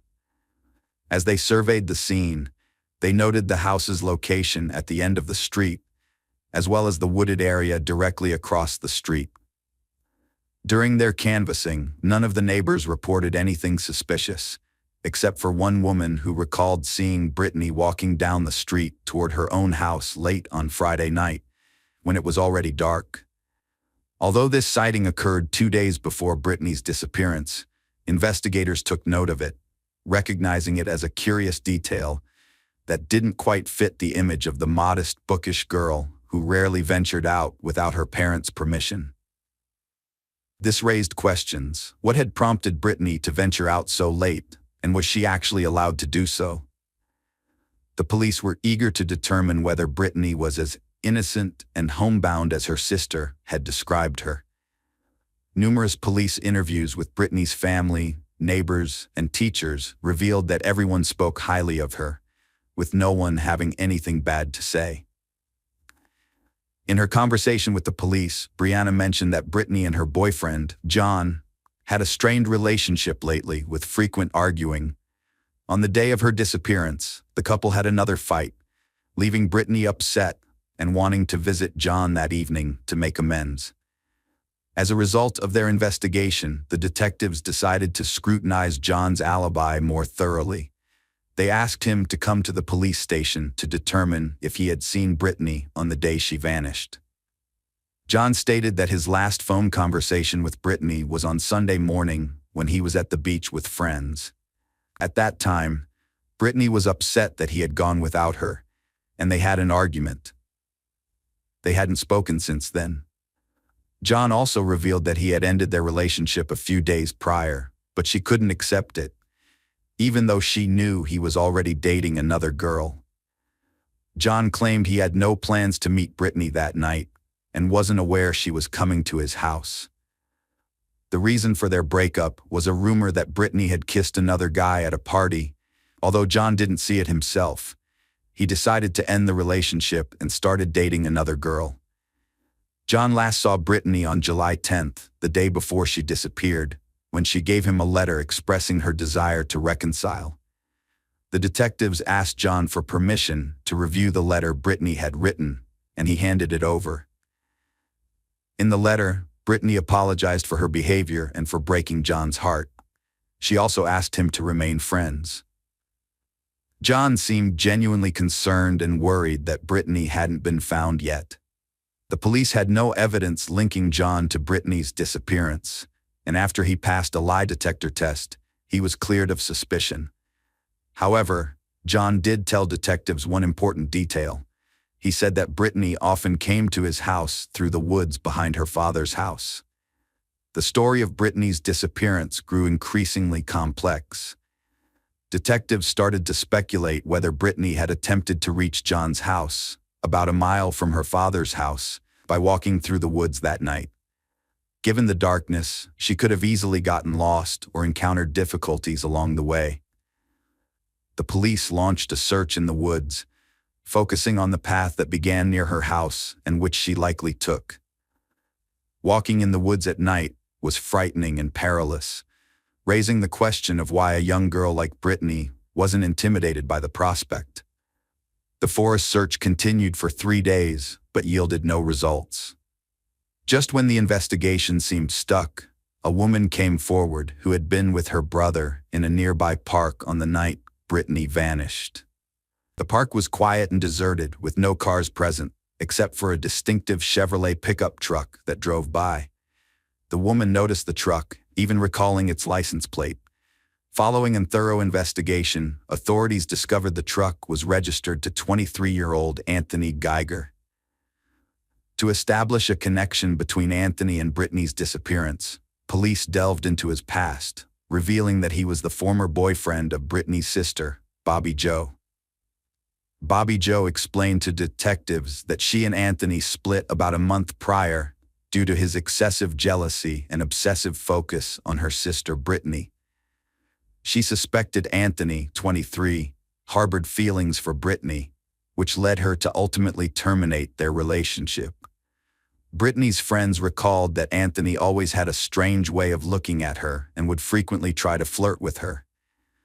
The most recent instance of this behavior was at lunch, where Anthony once again attempted to flirt with Brittany. As a result, detectives began to suspect Anthony of kidnapping Brittany and decided to bring him in for questioning. During the interrogation, Anthony claimed that he was not in the area where Brittany lived on the evening of July 11th. He stated that he didn't arrive until the next day, July 12th, by which time the police had already started searching for the missing girl. Anthony admitted to being on good terms with Brittany and seeing her at social gatherings, but maintained that they were just friends and that he never flirted with her. He also stated that he was aware that Brittany was too young for him and that his feelings towards her were purely platonic. Anthony testified that he spent the evening of July 11th at home with his new girlfriend, who corroborated his alibi. Despite this, investigators remained suspicious of Anthony, partly because his residence was near Brittany's home. Investigators went back to examine the letter Brittany had written to John and noticed disturbing signs that she was saying goodbye to her loved one. They began to fear that Brittany might be hurting herself after breaking off her relationship with her boyfriend. However, Brittany's parents rejected this version, believing that their daughter was smart and determined and would not give up her grand plans because of her breakup with her boyfriend. They believed Brittany was too in love with life. After the investigation stalled once more, the police turned to the media to seek help from the public in finding potential witnesses. To bolster their efforts, officers from other areas joined the investigation. Frustrated with waiting, Brittany's parents took an active role in the search, going door to door in the neighborhood, asking questions, although this approach yielded no results. The police refocused their attention on Brittany's home, where everything began. Even if she had indeed walked through the woods to meet her boyfriend, it was puzzling that she had left her phone behind in her room. Could someone have abducted her from the house itself? If so, was it someone she knew and trusted? During a meticulous search of the house, the police discovered a crucial piece of evidence in Brittany's room: her personal diary, containing a handwritten letter. The contents of this letter proved vital to the investigation, lifting the shroud of secrecy surrounding the family's relationships. Brittany wrote about her life in a letter, describing her relationships with friends and her boyfriend, as well as her schooling. She also shared details about her family, explaining that it was dysfunctional. Every Sunday, she visited her older brother, who was in jail. Her mother was a drug addict who had abandoned her when she was just 9 years old. Now Brittany lived with her father, with whom she was not close, and his girlfriends. Brittany admitted that she wasn't perfect and had done things she wasn't proud of. However, she was determined not to follow in her parents' footsteps and wanted to succeed in life. Her dream was to become a forensic scientist and help solve crimes. After reading the letter, the police widened their search to include Brittany's family, who had not previously been suspected. Detectives began investigating each family member and discovered that a male massage parlor was operating from Brittany's home. Lori Peterson, a friend of Brittany's father, was offering intimate services to different men every day, masquerading as a massage therapist. Neighbors were aware of this, and Lori herself didn't hide it, distributing business cards in the area. Neighbors reported that Brittany's father's house was a frequent gathering spot for suspicious individuals who would use illegal substances. This led the police to believe that the home environment was dysfunctional.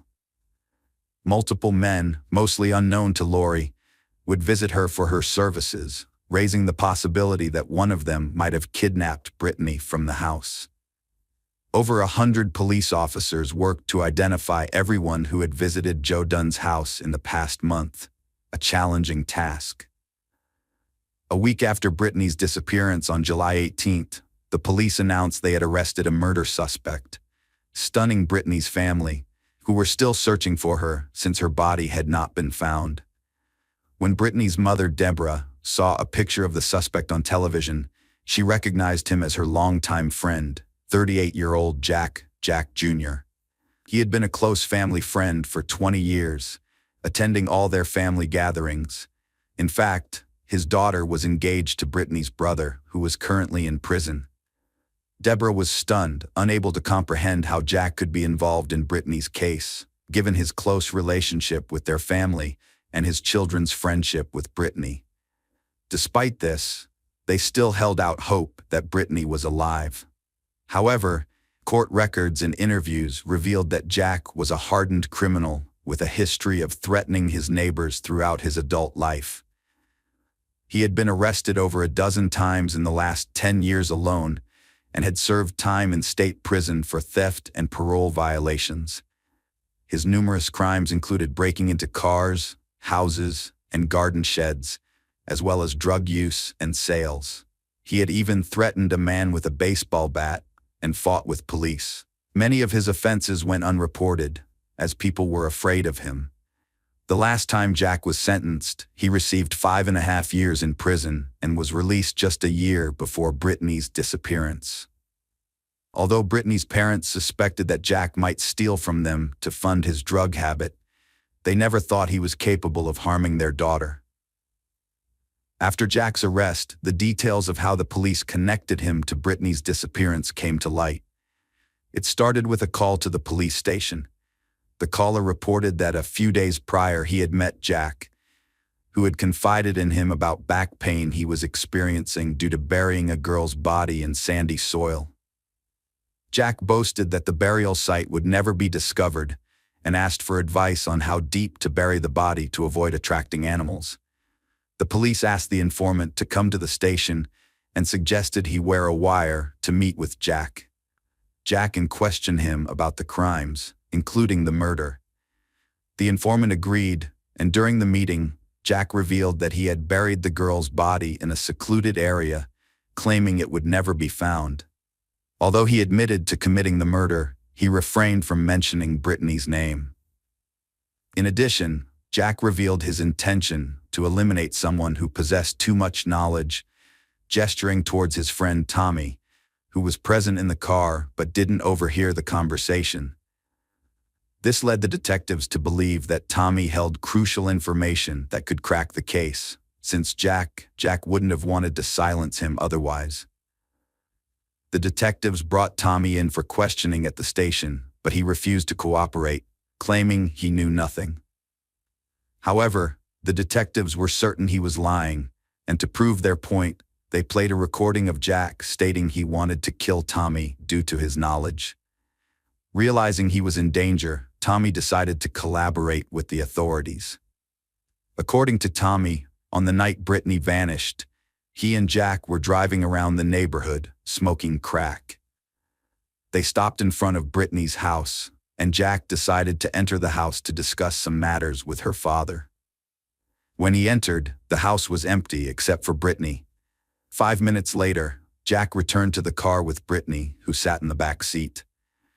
Tommy was perplexed and asked what was happening, but Brittany remained silent, gazing downward. Jack informed him that he would take Tommy home. Tommy alleged that Jack drove him home, and when he exited the car, Brittany, who was sitting in the back, also got out and moved to the front passenger seat. Subsequently, Tommy and Jack drove away. The next day, when they met again, Jack didn't mention the previous day's events. They stopped at a car wash, where Jack gave his car an unusually thorough cleaning, washing both the interior and exterior. The car wash attendant joked about this, but Jack became angry, warning him to mind his own business or face the consequences. Tommy later explained that when he heard about Brittany's disappearance, he suspected Jack might be involved. He asked Jack directly what he had done with the girl. Jack became furious at the question, claiming he had simply driven her home and left. He rudely told Tommy not to ask again if he didn't want trouble. Tommy assumed that Jack had taken Brittany to the woods to rape her, believing that Jack had originally planned to use Lori's intimate services that night, but was thwarted when she wasn't at home. The detectives knew they had found their man when they arrived to arrest Jack. He was holding a can of gasoline, looking like he was about to set his car on fire, likely to destroy evidence. A search of the car revealed bloodstains, which forensic tests confirmed belonged to Brittany. Further investigation showed that Jack had visited a car wash after being with Brittany, and the police seized the vacuum cleaner he used. Criminologists found sand particles stuck together with Brittany's blood inside the vacuum, leaving no doubt about its origin. Although the police had gathered strong evidence, Jack refused to admit to kidnapping and murdering Brittany and remained silent about the case. The detectives interviewed Jack's acquaintances, and most of them believed he was capable of murder, describing him as a man who would stop at nothing. Despite being unemployed, Jack always seemed to have money. During the investigation, a patrol officer reported seeing a car parked on the side of the road near the woods on the night of Brittany's disappearance. The car belonged to Jack. At the time, the officer was unaware that Brittany was missing. When questioned, Jack claimed he was searching for his dog, which had run off into the woods. This information led the search for Brittany's body to focus on the area where the officer spotted Jack's car. Despite an extensive search involving police officers, K-9 units, helicopters, and volunteers, no body was found. Investigators theorized that Brittany, desperate for a ride to her boyfriend's house that night, asked Jack for a lift when he arrived at her home. Jack agreed to drive her, but instead, he took his friend Tommy home and then raped and killed Brittany, taking advantage of the situation. To prove this, however, the police needed to find her body. As the police attempted to question Jack and obtain a confession, a new witness emerged. A woman with a troubled past, who had previously been held hostage by Jack for months, called the police. She claimed that if Jack was indeed responsible for Brittany's murder, she might know where he had hidden her body. During her captivity, she had gained intimate knowledge of Jack's habits, frequent haunts, and secrets, which she was willing to share with the police. One day, a woman recounted how the suspect had shown her a location near a power line and told her it was an ideal spot to bury a body, as it was unlikely anyone would ever find it. Initially, the detectives were skeptical, but they began questioning her. She described the site as being in Lakewood, with sandy soil. This detail sparked a memory for the police, as an informant had previously mentioned that the suspect had complained about the difficulty of burying a body in sandy soil.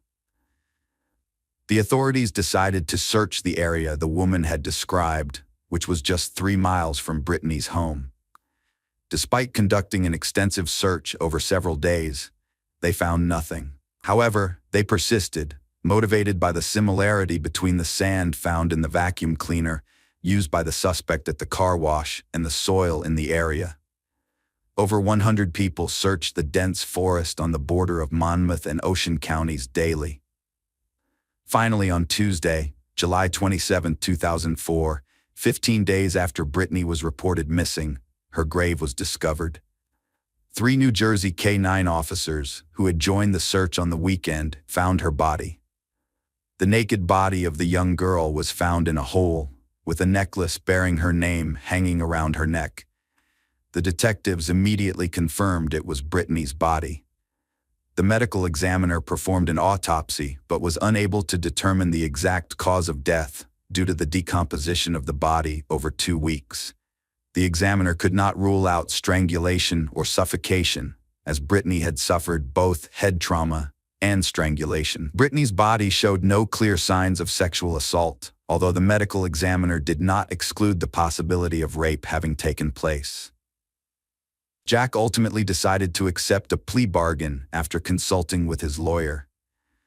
Brittany's family also agreed to the deal to avoid a lengthy and draining trial. According to Jack, Brittany asked him to drop her off at her boyfriend's house, and he agreed. First, he drove Tommy home, and then he planned to take Brittany to her boyfriend's house, But before doing so, he pulled over to the side of the road and started smoking crack. This enraged Brittany, who began yelling at him and slapped him on the arm. This angered Jack, and he started punching Brittany. He admitted to punching her in the face and head at least twice because she tried to intervene and stop him from smoking. After Brittany was beaten, she started making gasping and gurgling sounds. Meanwhile, Jack was getting high as blood flowed from her nose and mouth. When he finally paid attention to her, Brittany had stopped breathing.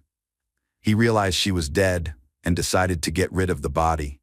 However, the authorities didn't believe his story because the medical examiner found signs of strangulation on Brittany's body that Jack had left out.